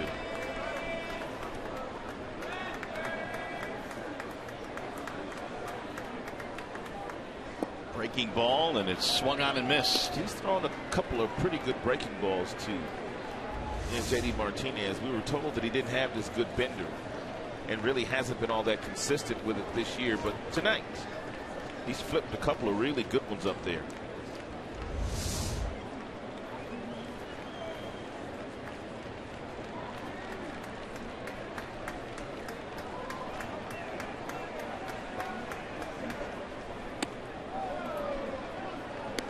JD laid off that fastball way out of the strike zone.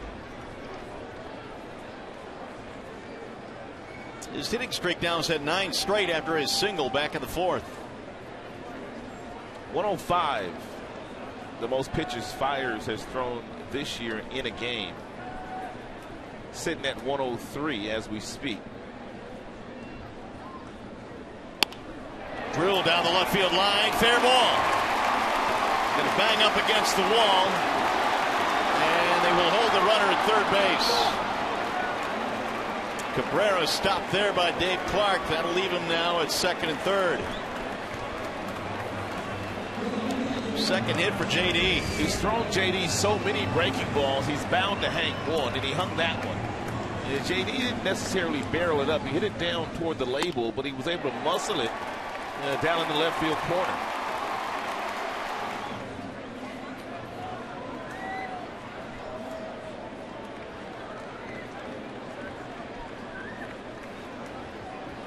Mickey was thinking about coming around. Dave Clark got a really good look at it. He's willing Miggy. Then all of a sudden, when the ball's played cleanly by Davis in left field, he simply held Miggy at third. Craig Counsell will make a pitching change here. Fiers is out of the game in the sixth. It is a Wallside Windows pitching change. We'll be back.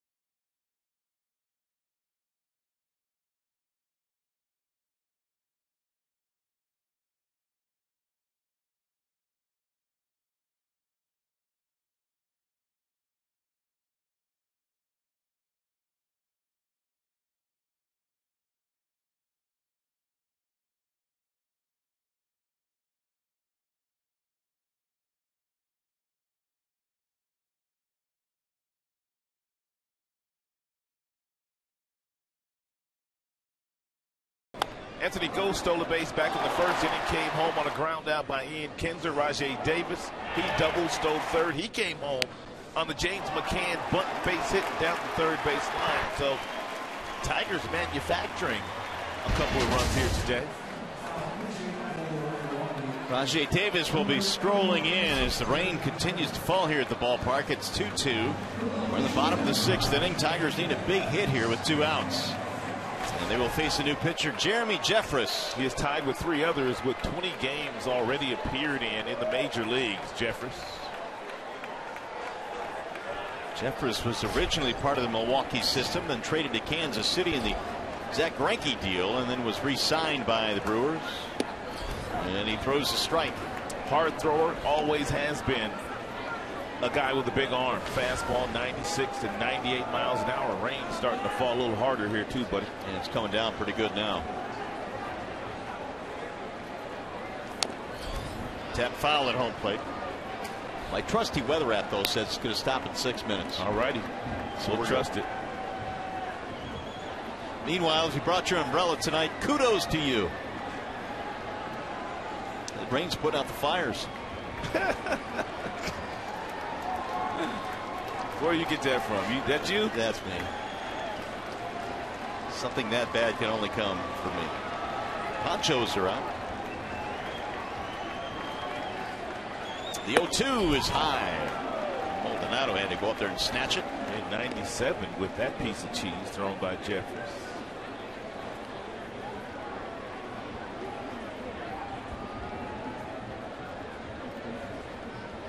Taking cover any way you can right now. Rajay waiting on the 1-2. Swing and a miss. Jeffress comes out of the pen and strikes him out. Tigers stranded a couple in scoring position. 6 in the books here at a rainy Comerica Park, still tied at 2.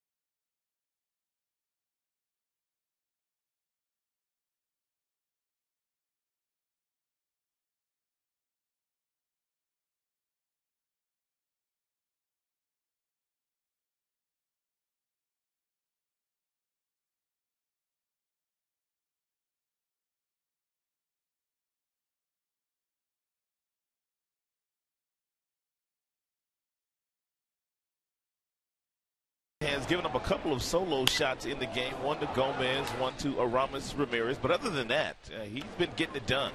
13 ground ball outs, only 3 strikeouts, 3 flyouts. He's kept the ball out of the middle of the plate, and he stayed down in the strike zone. The mixture of breaking balls and real good changeups and well-located fastballs. Nice job so far through 6 for Kyle.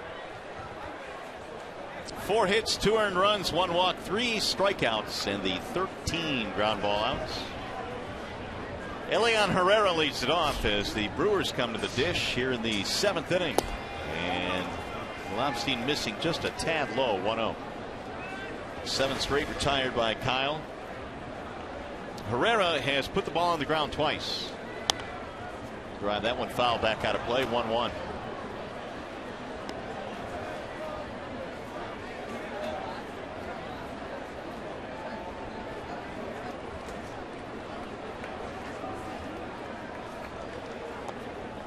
bunted, but foul behind home plate. 1-2. Velocity not necessarily a part of Kyle Lobstein's game, but Xfinity is going to sponsor it anyway. 87 top fastball tonight for Kyle Lobstein.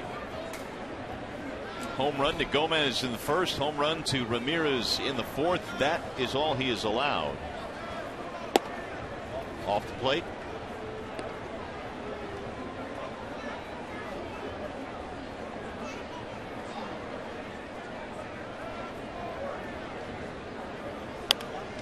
Driven foul, back out of play. Herrera has a little bit of power. He's hit 4 home runs this year, including a grand slam in April against Cincinnati.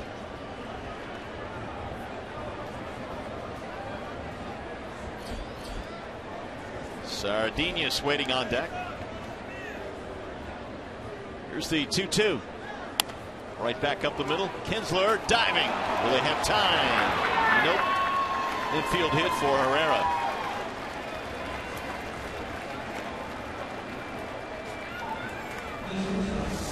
Great effort here by Ian. Yeah, but he was not going to throw Herrera out at first base.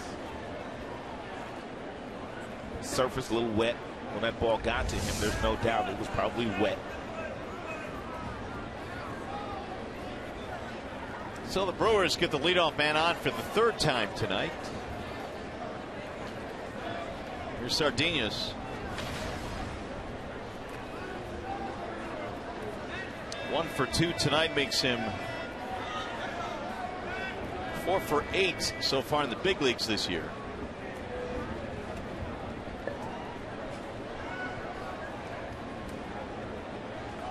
Called up Friday from Colorado Springs, their AAA team. Gene Segura was placed on the 15-day disabled list with a broken finger.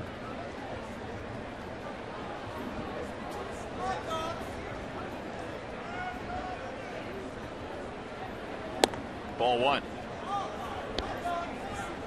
Kyle has been so good at getting the ground balls already here today. 13 ground ball outs. Another one would be absolutely lovely here. Angel Nesbitt warming up.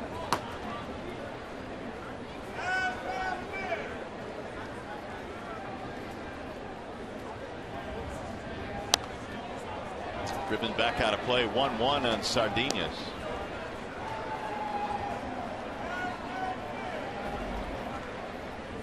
Came over from Texas in a deal for Yvonne Gallardo, and Corey Knebel came over in that deal as well. The former Tiger. Knebel called up today. Yeah, pretty good chance we'll see Corey in this 3-game series.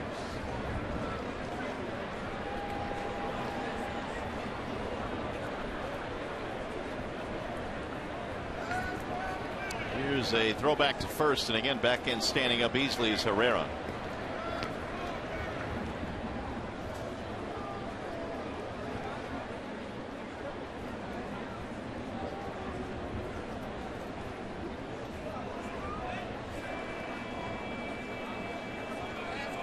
Rain has lightened up now. Fans returning to their seats after heading for cover. Another foul, back out of play. 1 ball, 2 strikes on Sardinas.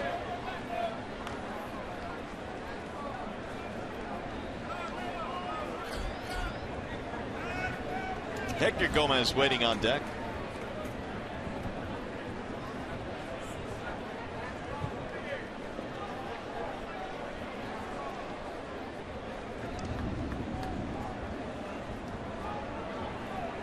Here's the 1-2.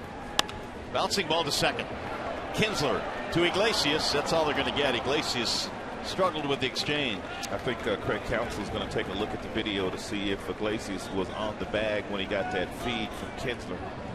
Not a great feed from Ian. It's very rare. They had a chance to turn 2, but the throw pulled him off the bag, and therefore Iglesias couldn't gather himself to get a throw off to first. Field called a base runner out anyway. Look at this slide. He can't test a bag, can he? Oh, no, he can't. It's a bad slide. I mean, as a rule of thumb, you got to be able to touch second base on a slide. That's a bad slide.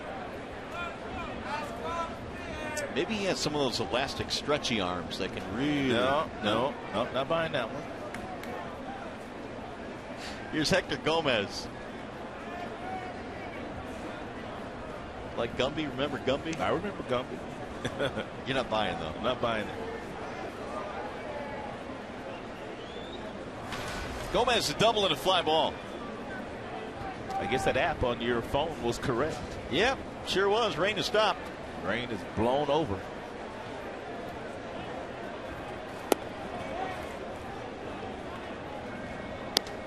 It is still lightning and thundering out though. There's no wet stuff right now. There's the lightning.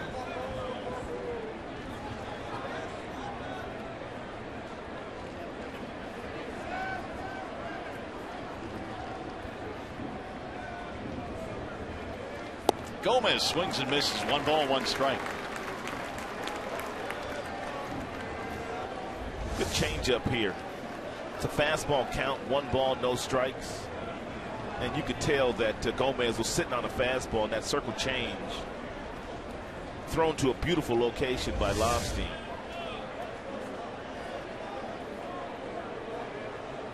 Lobstein right now dealing with the bottom of the lineup. Gomez, the number 8 hitter. Maldonado is the number 9 hitter on deck. Backed him out of there. 2 balls, 1 strike. Kyle now approaching 100. He's sitting at 97.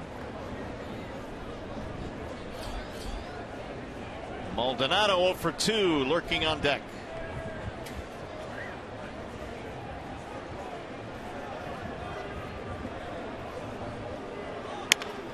Fly ball in the air toward left. Davis under it. Gomez out. And retreating to first base is Sardinas. So Kyle now 1 more hitter to get through 7. In a 2-2 ball game.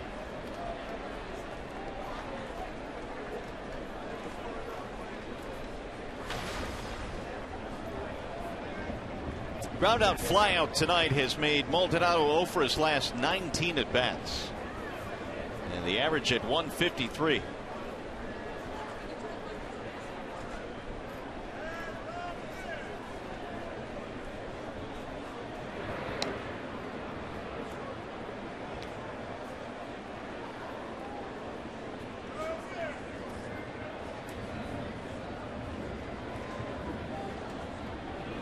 Tigers came in trailing KC by a full game in the American League Central Division.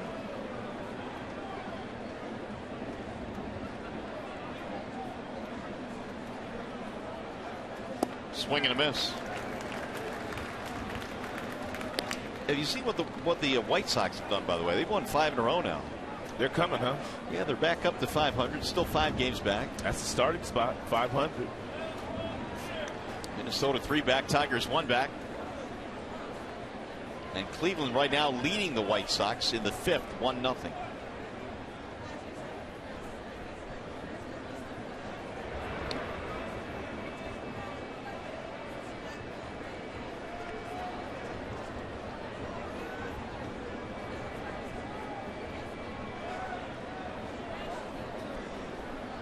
Martin Maldonado batting here with 2 outs and a runner at first in the 7th.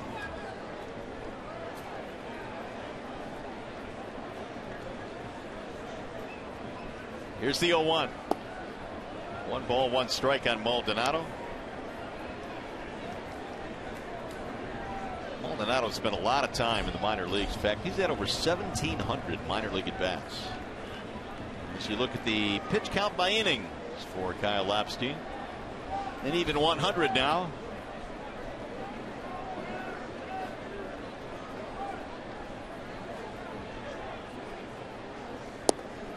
Snap throw to first.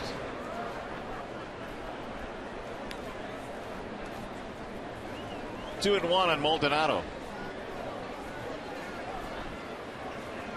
They have Carlos Gomez on deck. No need to face him as Lobstein goes after the number 9 hitter.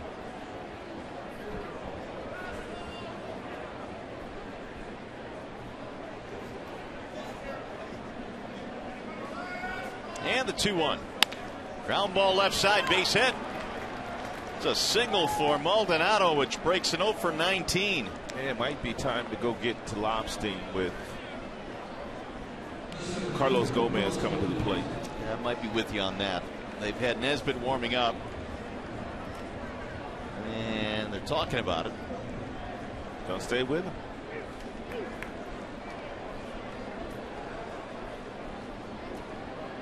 So Gomez coming out. He is 1 for 3 tonight with a homer. Led off the game with a home run. And he's got a chance now to break this 2-2 tie here in the 7th.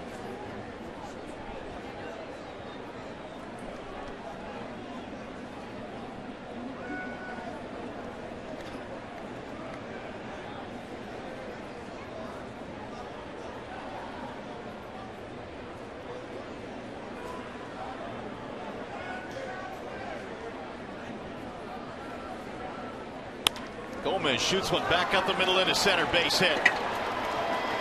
Here comes a throw from Ghost. It's a one-hopper up the line. Swipe tag by McCann, but he missed it, and the run will score. Single for Gomez to break the tie.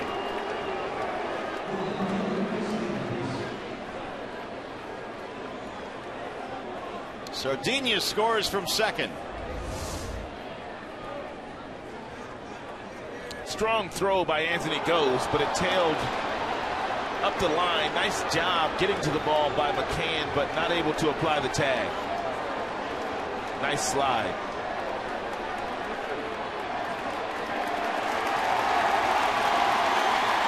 Here goes Brad Ausmus. That's going to be it for Lobstein. And as it turns out, a batter too late.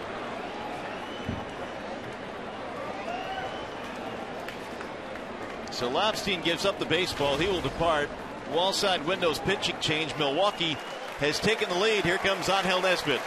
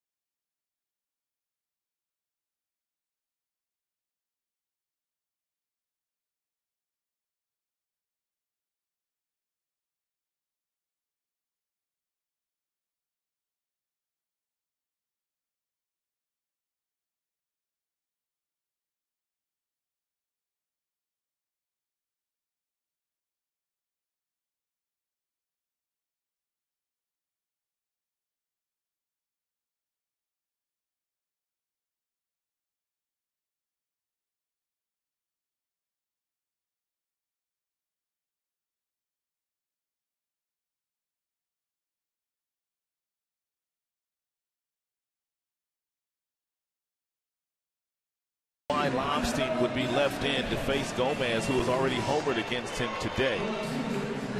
Gomez hitting just 200 against left-handers and 292 against right-handers, so I'm sure Brad probably felt like Lobstein could get him out and elected to leave Lobstein in instead of going to Nesbitt in that situation. Well, Gomez comes through, and now the Brewers have the lead again. It's 3-2, and Nesbitt will take over out of the Detroit bullpen. And Nesbitt has done some nice work this year. In 14 2/3 innings, he checks in with a 368 earned run average. He doesn't walk many, and he's punched out 12.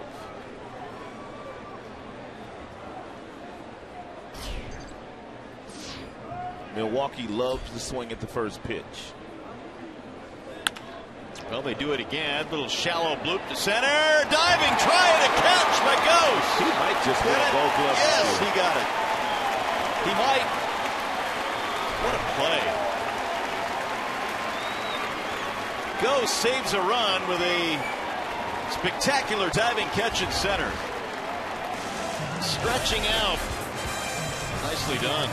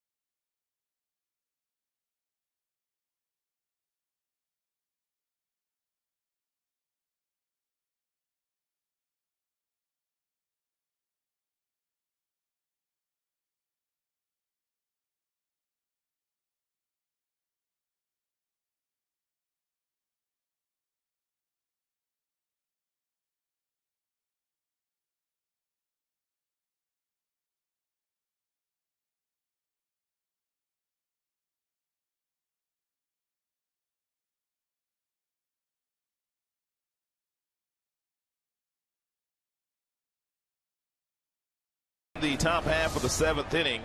Chris Davis bidding for a base hit with a runner in scoring position, and Ghost comes over and makes an outstanding diving grab.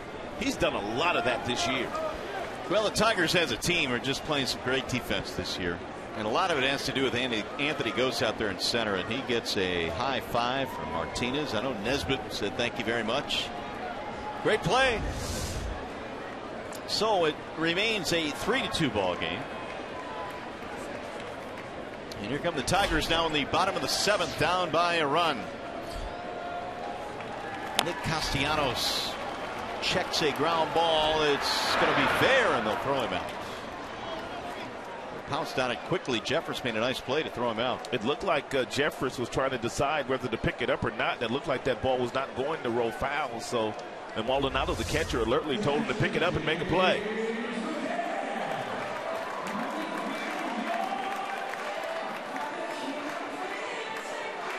One away. Jeffress come out of the bullpen, retired 2 batters. Got a huge out back in the 6th inning, 2nd and 3rd 2 outs, and he struck out Rajay Davis with a 98-mile-per-hour fastball. Showing why that he was originally a first-round pick of Milwaukee years ago, before he went to KC and Toronto, and now back in Milwaukee. 0-1 on James McCann.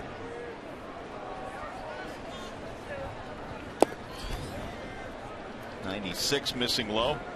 McCann bunt single to drive it a run in the 2nd. Every fastball that he has thrown has been pretty much 96 and above. Here's the 1-1.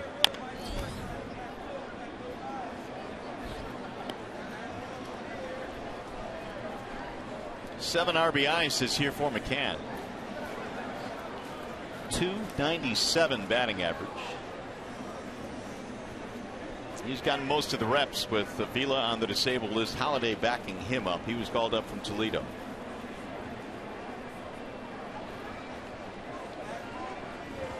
Here's the 1-2. Stayed away. Another fastball that bounces to the backstop.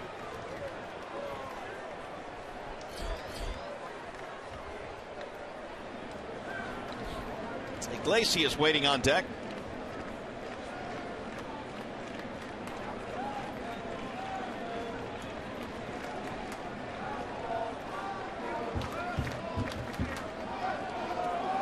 Swing and a miss, tied him up. McCann is out 2 away. A couple of strikeouts now for Jeffress. Well, it's time to slide into summer. You could get mezzanine tickets for just $17 or lower baseline box tickets for just $28. See the Tigers play the Astros the 21st through the 24th. Offer available exclusively at tigers.com/tickets. Enter the coupon code FSDetroit.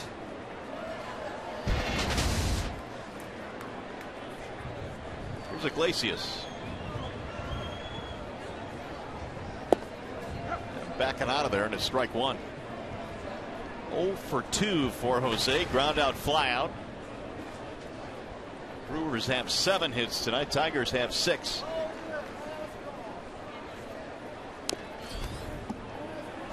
Oh, 2. Jeffress don't mess around, man. No, he's throwing some little bitty ones up here tonight. 96, 97, 98. Little aspirins up there to the dish.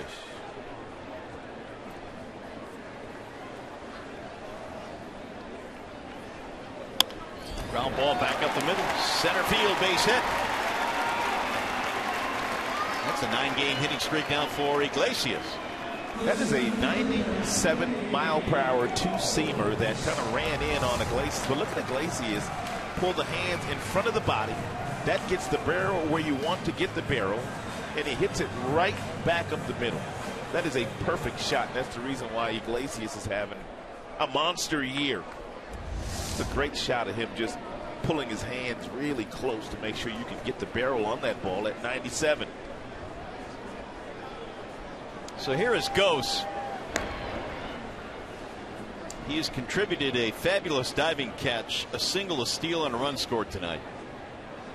It's another day at the office for Anthony. It's been that way this year. The average now at 340.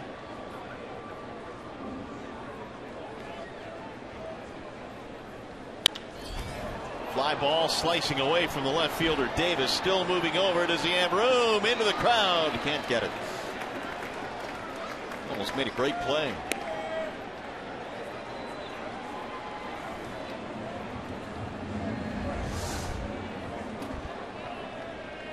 That young lady almost dropped her beverage. Spilled a little bit of it. But that's a pretty good move right there, holding on to the majority of it. She wasn't going to drop that beverage. No. Too valuable.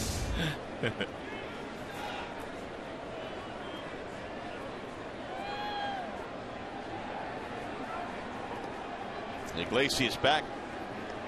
5 steals in 6 tries this year for Jose.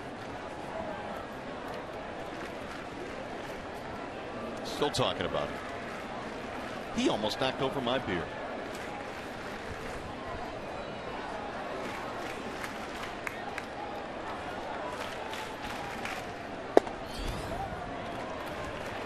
One and one.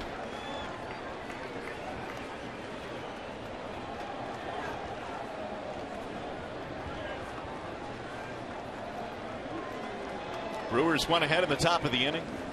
2-out RBI single by Carlos Gomez.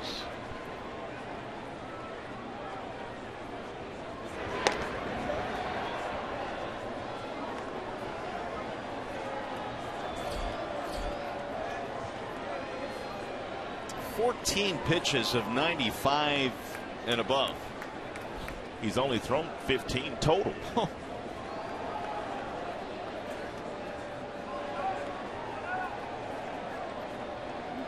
Runner goes. Fouled away. That last one in 96.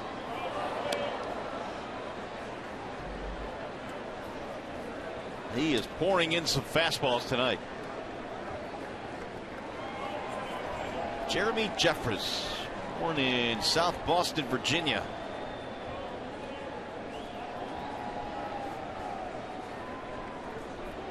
Lives in Phoenix.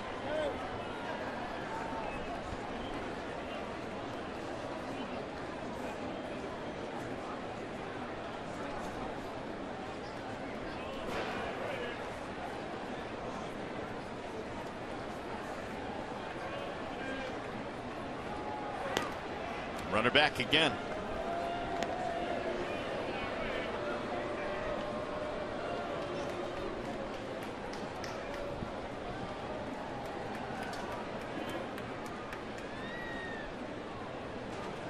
Got a pretty imposing glare as well. Here's the 1-2, runner goes. Here comes the throw from Maldonado, and it's going to be off target. Backed up. It's safe at second is Iglesias.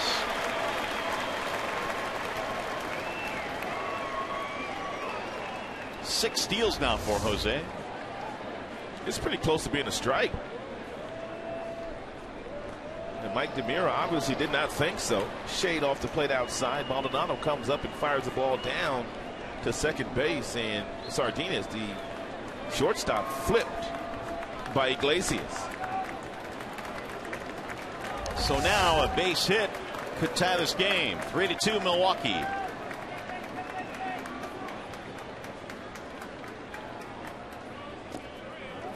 Now 3-2 on Ghost. Kinsler waiting on deck.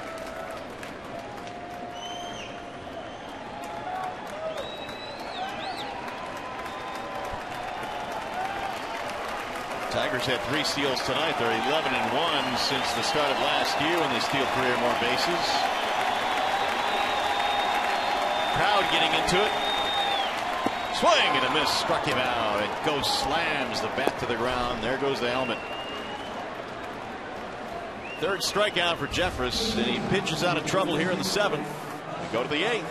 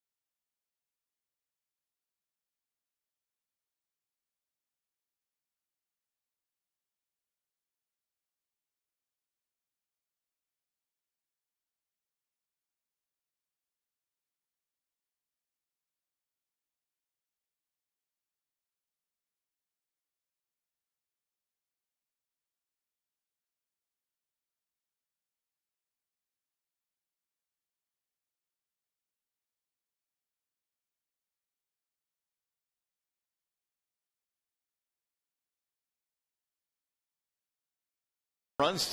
Lobstein 6 2/3, 7 hits in this contest this evening. And Ron, I guess this Milwaukee team came in not really one of the better offensive teams in the National League or all of baseball, but they've had a couple of well-placed homers tonight. They have themselves a lead. Well, give them some credit, and also give their starter Mike Fier some credit. He kind of has slowed the Tigers' offense down, but the Tigers still have some impressive outs to go here, and they still got to go right through the meat of that order, and that would be Miguel Cabrera leading that charge. Yeah, Mike Fiers, I guess he's been good enough here tonight. He's out of the game right now, but found a way to keep the Tigers off balance. He had a better breaking ball today. We were told that his breaking ball had not been all that effective for him in the past starts, but today it was a good breaking ball, and just enough of those to keep the majority of the Tigers off balance as a team.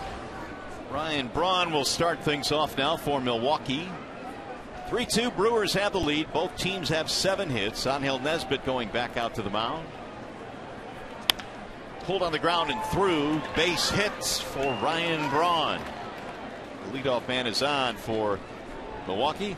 Here's the Nissan drive for the game. It was a solo home run by their designated hitter this evening, Aramis Ramirez. It was a fastball that was right down the middle. He lifted and separated, and that knotted the score at 2. Brewers then took the lead on the RBI single by Gomez in the 7th with 2 outs. It was the last batter that Lobstein faced.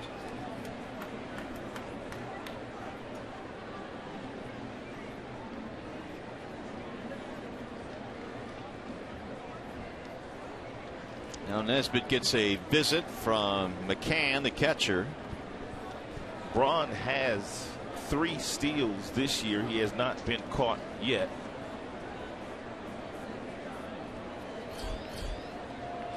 Got Adam Lynn moving to the on-deck circle.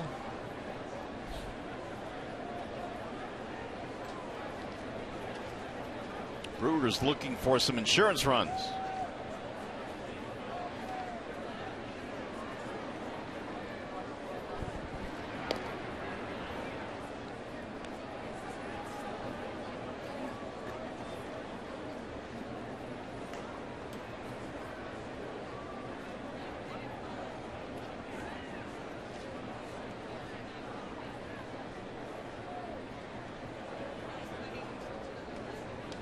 And a throw back to the bag again. Back in there is Braun.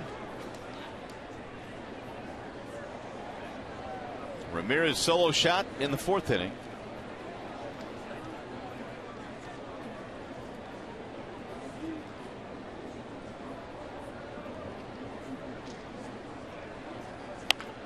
Off the end of the bat to first base. Cabrera bobbled it. Looked like he was looking to second before he fielded that ball. The runner moves up. Ramirez out. And Mickey trying to set his feet to make that throw to second base. You can see him already trying to surround that ball by getting the right foot in front, and that would have allowed him to simply turn and throw the ball to second. They may have been able to get a double play with Ramirez running down the line, but when he bobbled it, simply had to take the one out.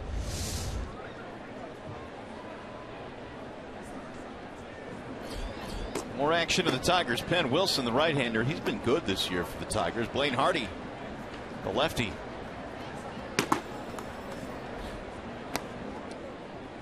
So Lynn will step in with first base open. He will not bat. The pinch hitter will be walked intentionally.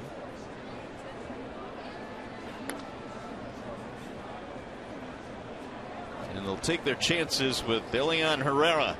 3rd time this year that Adam Lind has been walked intentionally. Lind was the Brewers player of the month in April, hit .333 with 4 homers in April.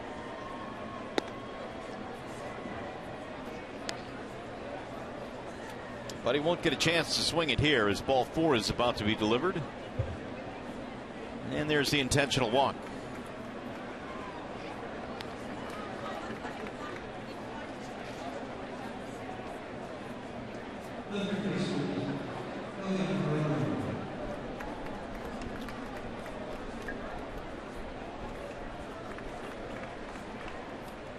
So Adam Lind, who is a left-handed batter, has the best record against right-handed pitching, or best average, I should say, .340. Well, it was an easy choice for Brad Ausmus with that base open, simply to put him on.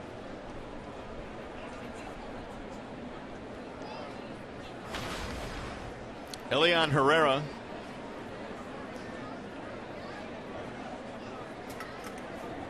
Infield hit back in the 7th.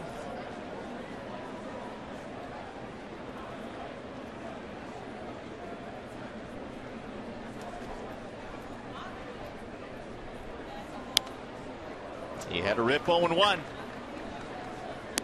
Brewers now have 8 hits. The Tigers have 7.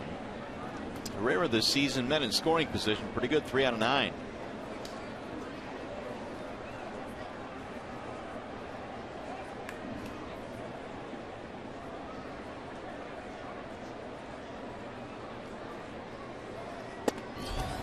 Threw that one by him. 0-2. 95 up and around the letters. And you may as well throw another one of those mid-90s fastballs upstairs to see if he'll swing at it. It'll be tough for Herrera to catch up to it.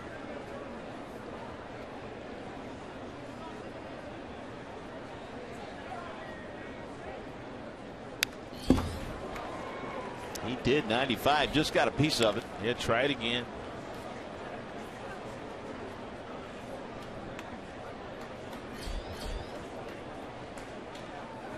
Luis Sardinas waiting on deck.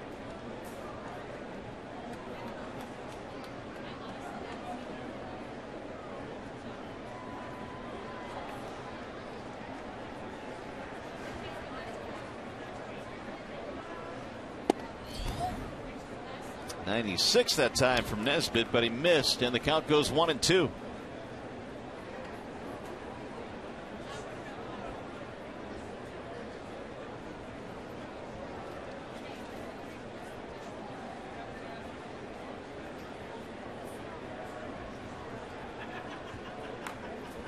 Here's the 1-2. Just got a piece of it, knocked it out of the glove of McCann. Brewers threatening here in the 8th. 2 men on, 1 out.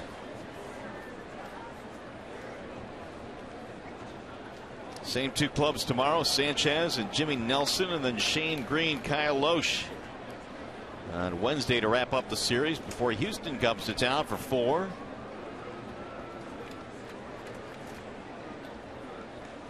Swing and a miss.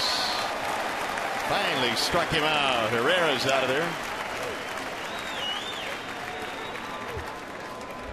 Nesbitt continued to pump fastball after fastball to Herrera, finally able to get him to swing and miss at the one that was 94, that was right down the middle. Here is Sardinas reaching on a fielder's choice and scoring in the 7th. Had a base hit back in the 4th.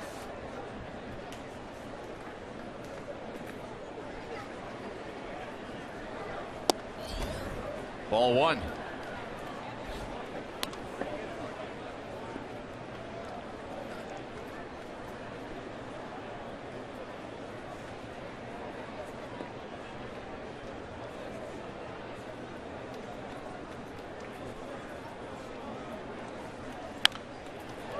Didn't get back out of play. 1 ball, 1 strike.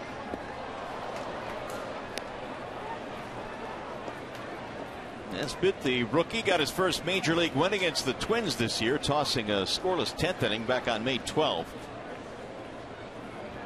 And really has done some good work. Opponents batting just .208 against him coming in.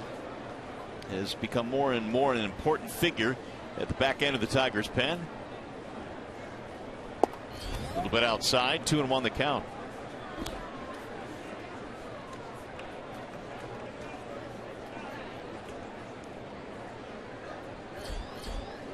Nesbitt has gone from a guy in spring training toward the end that was just so happy to make the ball club and be in the big leagues to really a key performer here early on.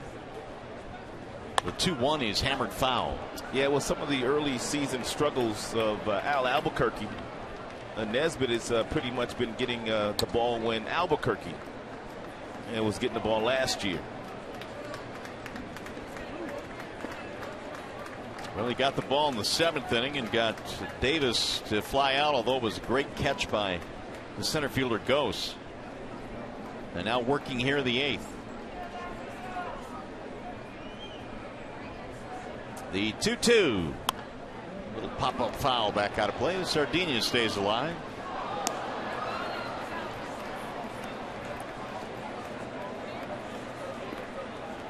We average out Nesbitt's numbers per 9 innings this year, and about 7.5 strikeouts, a little over 1 walk.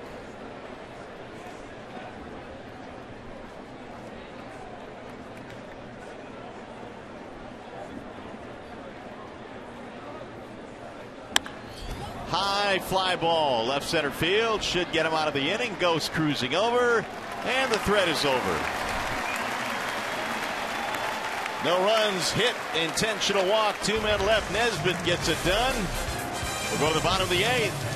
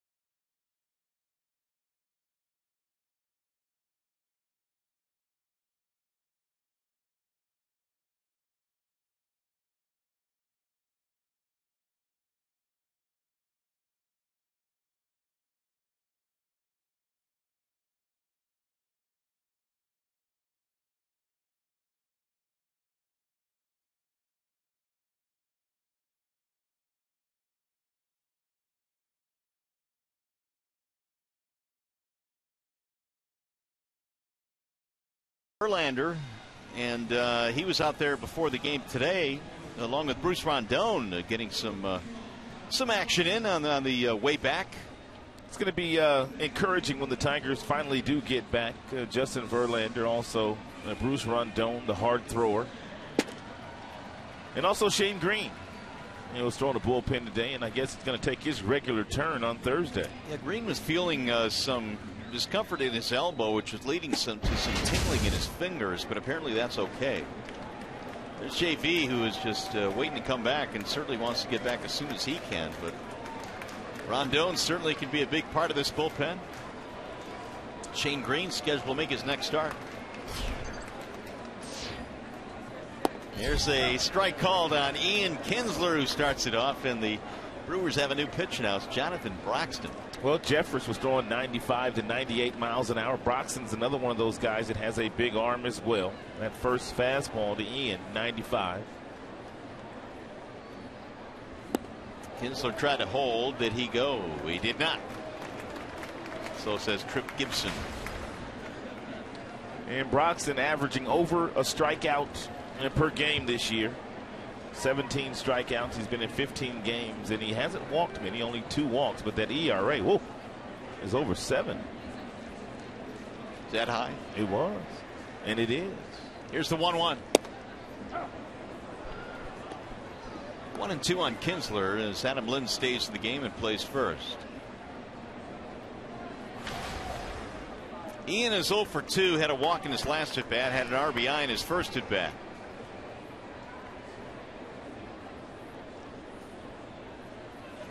Bouncer back up the middle into center field, base hit. Tying runners on here in the 8th.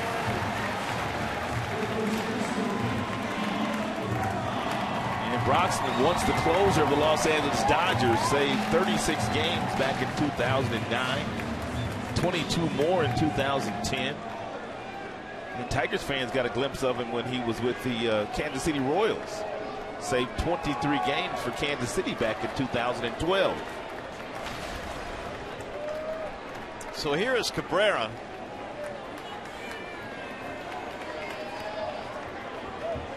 Miggy tonight with a triple in 3 at-bats.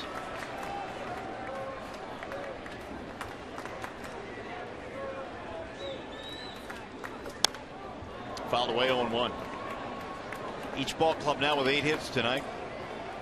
Brewers, for the time being, have a 3-2 lead. Cabrera's now hit safely in 6 in a row.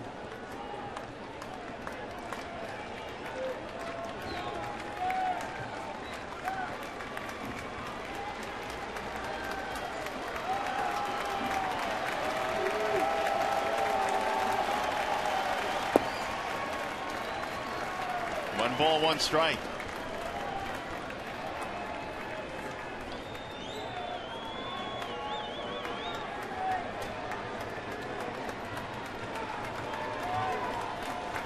Jonathan Broxton stands 6'4", 305. Born in Augusta, Georgia.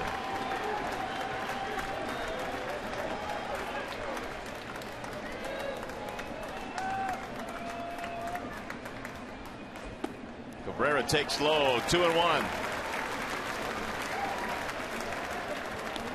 Might be too dangerous for Broxton to try to throw a fastball here by Miguel at 94, 95.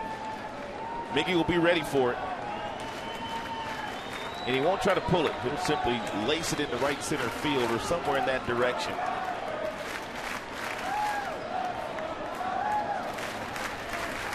Broxton made 62 appearances last year between his time with Cincy and Milwaukee. Here comes that heater.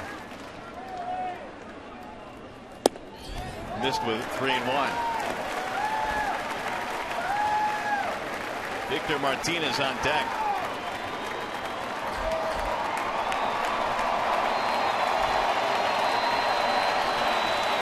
Crowd starting to get into it now. 26,000 plus in the ballpark tonight.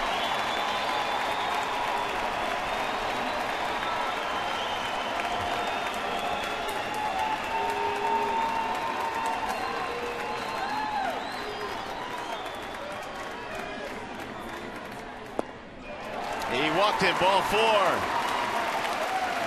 Now the tying run is in scoring position and the go-ahead run is on.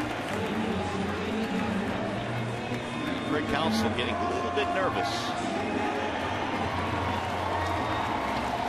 Brewers trying to navigate through the heart of the Tigers lineup as Victor comes strolling in.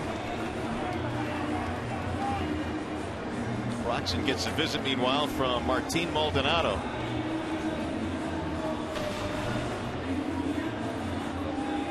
Victor popped up on the first pitch he saw in his last at bat. He's 0 for 3.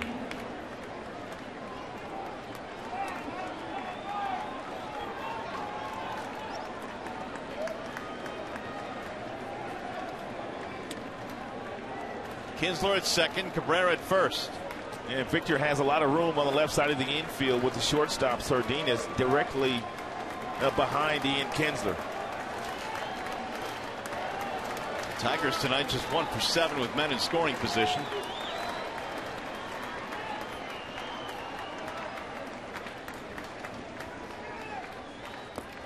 Ball 1.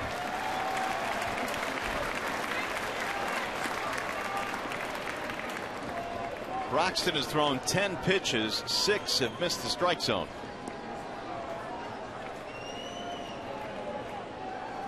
Jeffers did a really good job getting the final out of the 6th. A couple of strikeouts in the 7th, but he gives way to Broxton here in the 8th.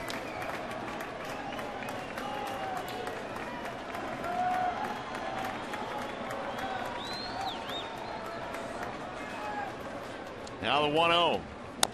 Bouncing ball foul. 1 ball, 1 strike on Victor. Martinez has been much better with runners on base, 316 this year. Kinsler started the inning with a single. Cabrera walked.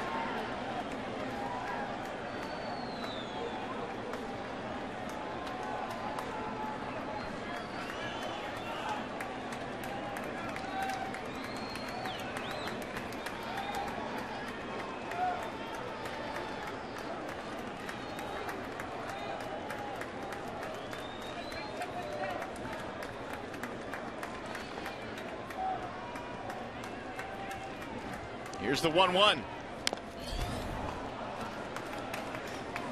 1 ball, 2 strikes on Victor Martinez. J.D. Martinez waiting on deck.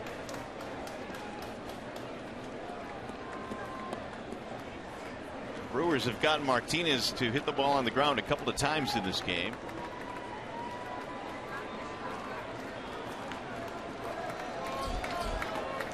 Action in the bullpen. Blazek warming up, the right-hander.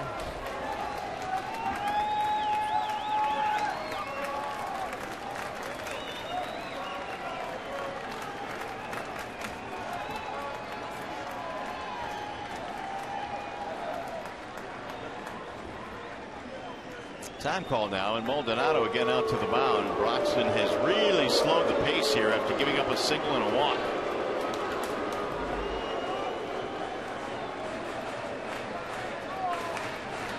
Three to 2 Milwaukee. The Brewers able to take a lead in this game in the 7th inning on a 2-out RBI hit by Carlos Gomez. He's knocked in 2 of their runs tonight.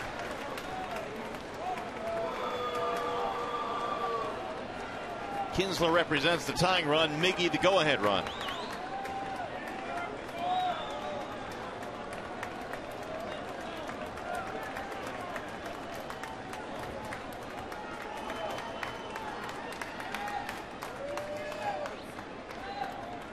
And the 1-2. Instead, he bluffs back to second. In case you're wondering, Ian Kinsler, 25 of 30 in steals of third base in his major league career. It would be risky to try to steal third base here, but Ian does have some really good base running instincts.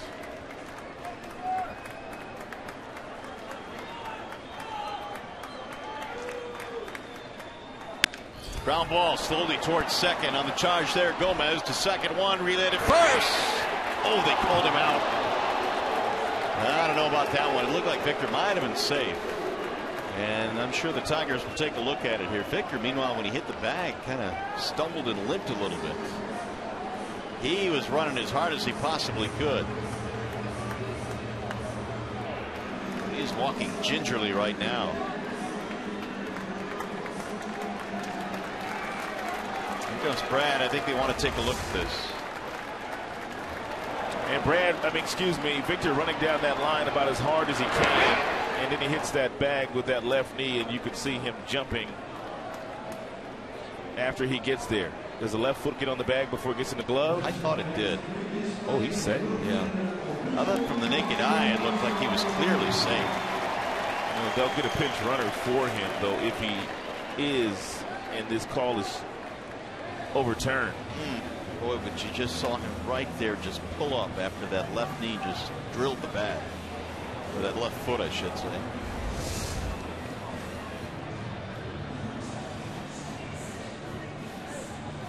Well, if Victor is ruled safe, that'll leave him at first and third. Crowd looking at the replay here, and they see what we showed you. He should be safe, but we'll see.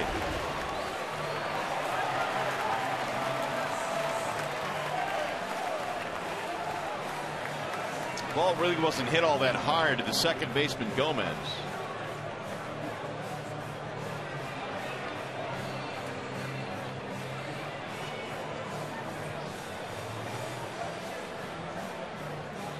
Good look here.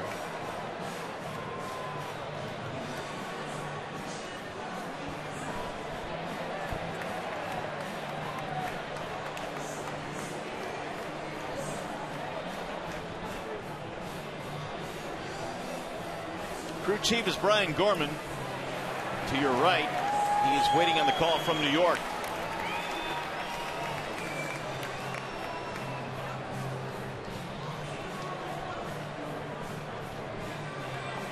Trip Gibson, the first base umpire, is the ump that made that call.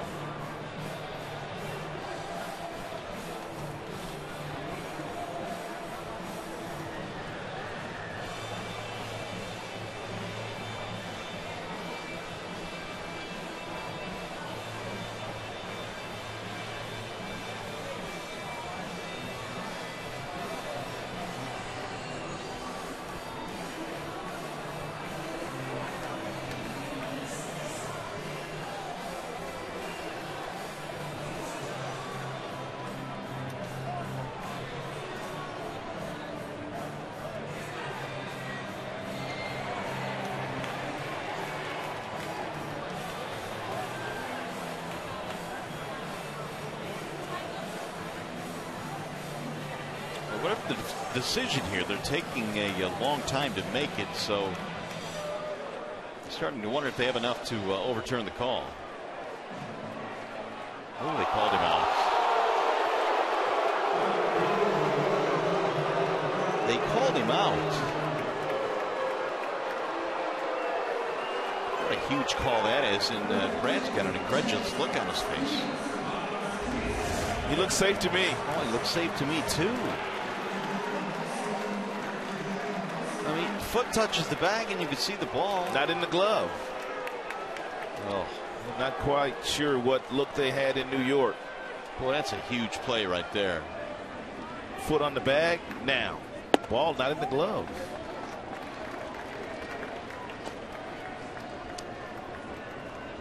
Brad clearly not happy.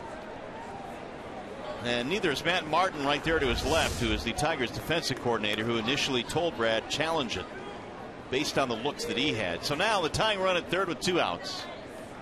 1 ball, no strikes on J.D. Martinez. Fouled back out of play, 1-1.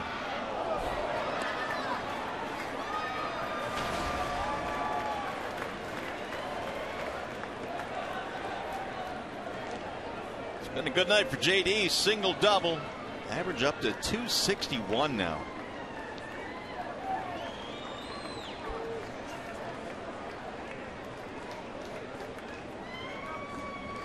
Here's the 1-1. Ooh, fastball to 97 for Broxton. That's the best fastball that Broxton has thrown here in the 8th inning.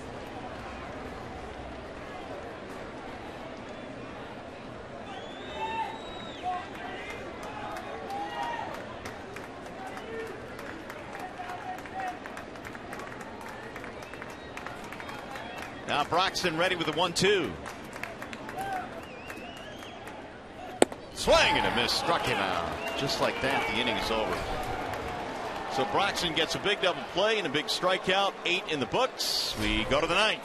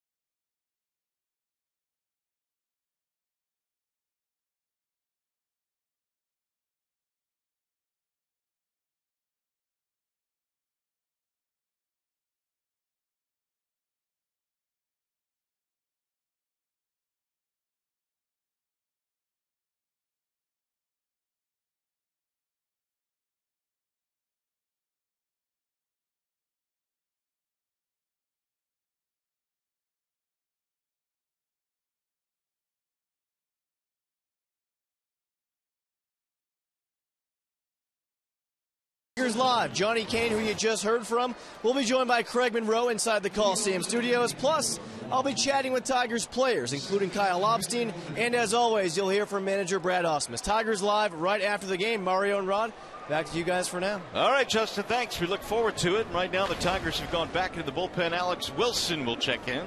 Wilson checks in with a 1.98 earned run average, 13 2/3 innings. He's pitching in his 8th game since being recalled from Toledo. Soft little one hopper to second. Barehanded play, and Kinsler throws him out. He is awfully nice at second base. Probably the only way he makes that is if he barehands it. It's the only play he had. Great concentration watching the ball into the hand and then throwing without a crow hop, basically throwing flat-footed, and he needed to do so to get the out of Gomez.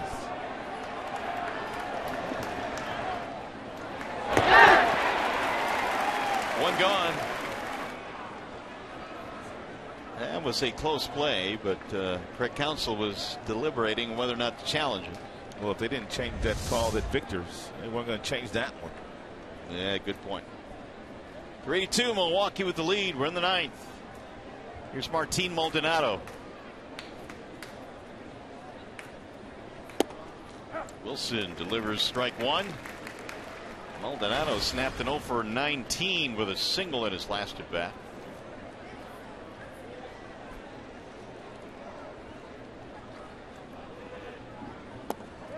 Tried to bunt. Unsuccessful. 0-2.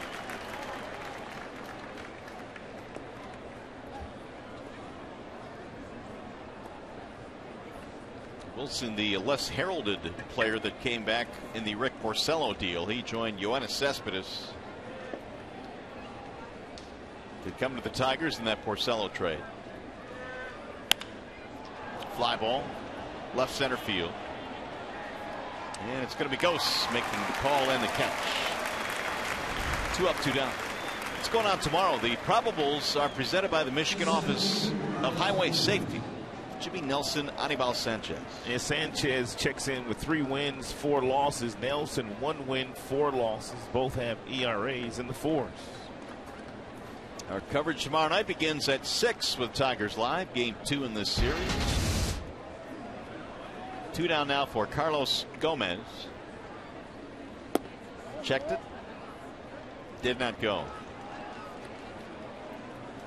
And Gomez responsible for 2 of the 3 RBIs today.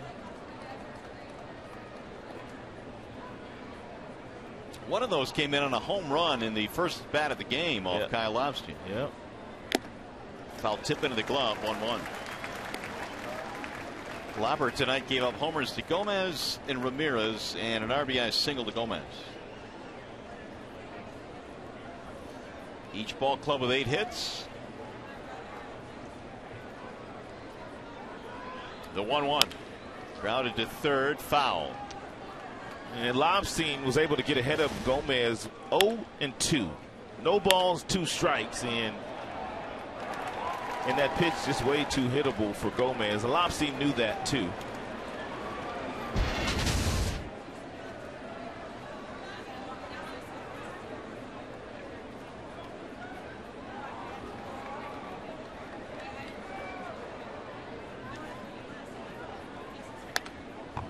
Fouled back at the screen. Should Gomez reach? Chris Davis waiting on deck.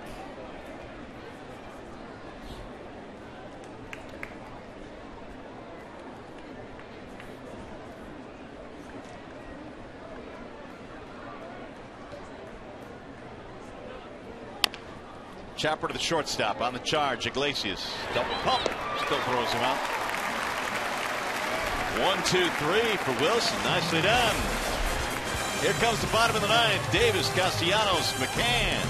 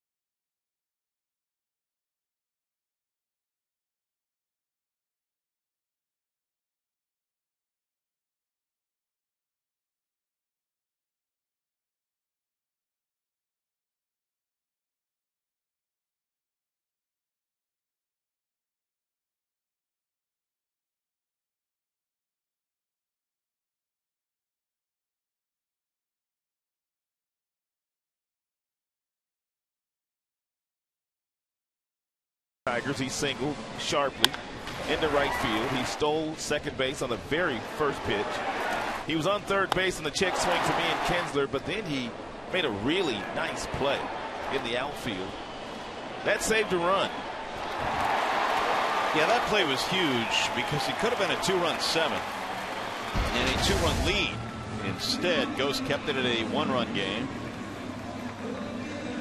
And we'll go to the bottom of the 9th inning. Last call for the Tigers, Francisco Rodriguez. I know right now the third baseman Herrera giving Rajai Davis way too much room down at third base. Now he's starting to creep in a little bit. Frankie still getting it done, isn't he?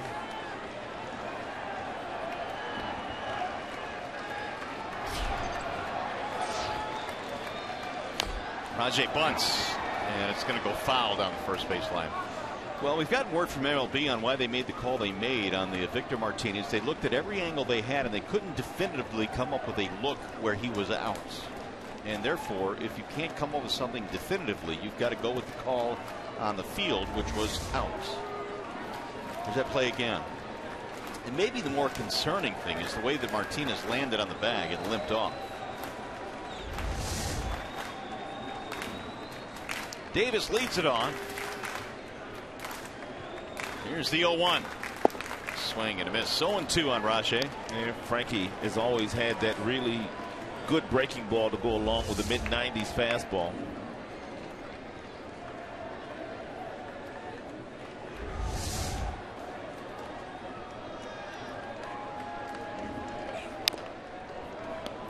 Rajay stays alive.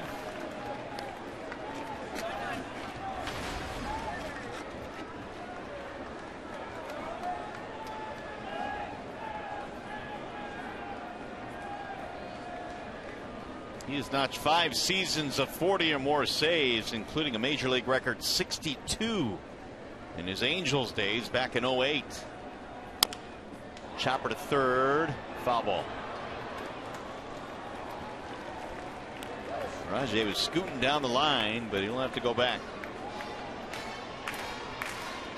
Davis, Castellanos, McCann here in the bottom of the 9th. 3-2 in favor of Milwaukee.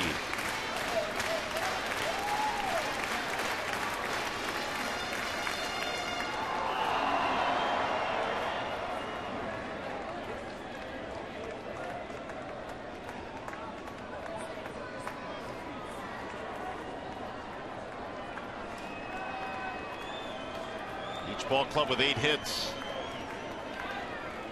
Davis trying to reach here is the tying run.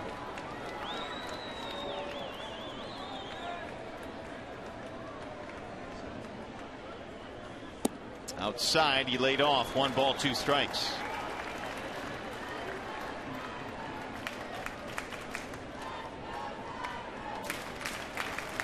Frankie Rodriguez re-signed with the Brewers late this year. It was about mid-March, March 14th. 2 years, club option.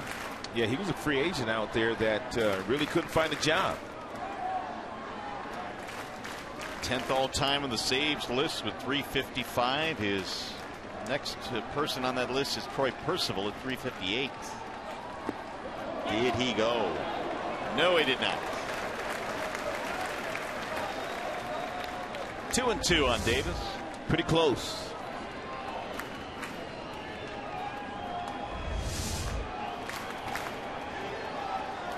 Rajay doubled, stole a base, scored a run back in the 2nd. It's the last run the Tigers have scored in this game. They got 1 in the 1st, 1 in the 2nd, nothing since. Swing and a miss, struck him out. 1 out. Majority of the pitches that Rodriguez threw to Rajay Davis were off-speed pitches, and that last one a changeup that had breaking ball action to it. Here are the active saves leaders. Joe Nathan leads that list. You got Frankie Rodriguez, Papelbon.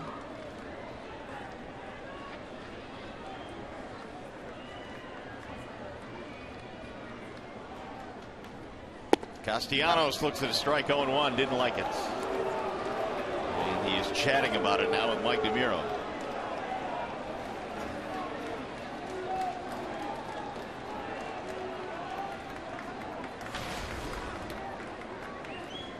For 3 in the ball game. Double play ball back in the 4th. Bouncing ball foul. Now the count is 0-2.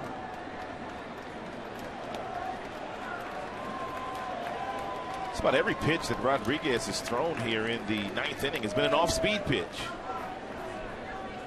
I guess really no need to make any adjustments though until they prove that they can hit it. 9 pitches thrown, 78% off speed. Another one. Soft line drive to center, base hit, tying run on. Castellanos hit that one just like he threw it. Pinch runner now for Castellanos. It'll be Romine. And with all the breaking balls that Rodriguez is throwing here, if you're Romine, you have to anticipate that he might just bounce one that the catcher Maldonado can't get to, and that would allow you to get in a scoring position. Tigers have a big weapon on the bench tonight. That would be Cespedes, who got the night off. He's going to pinch hit here in the 9th. See if he's got a lightning bolt in that bat. Send the Tigers off with a win. Castellanos comes on.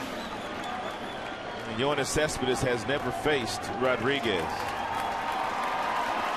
other than maybe in spring training when he was wearing an Oakland Athletics uniform.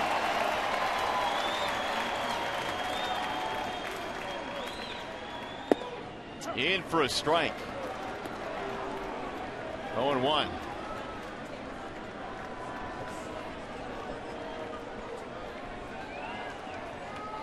Cespedes off to a really good start this year for the Tigers.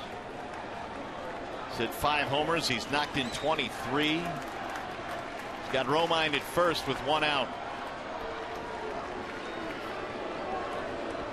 Cespedes is one of those guys that Jim Leland used to absolutely love.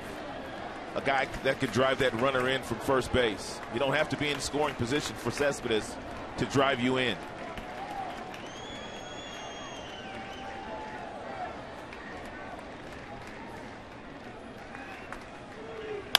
Bouncing ball to short. This could be 2. There's 1. Relay is in time. A double play to end the ball game. And the Milwaukee Brewers roll into the Motor City and take game 1.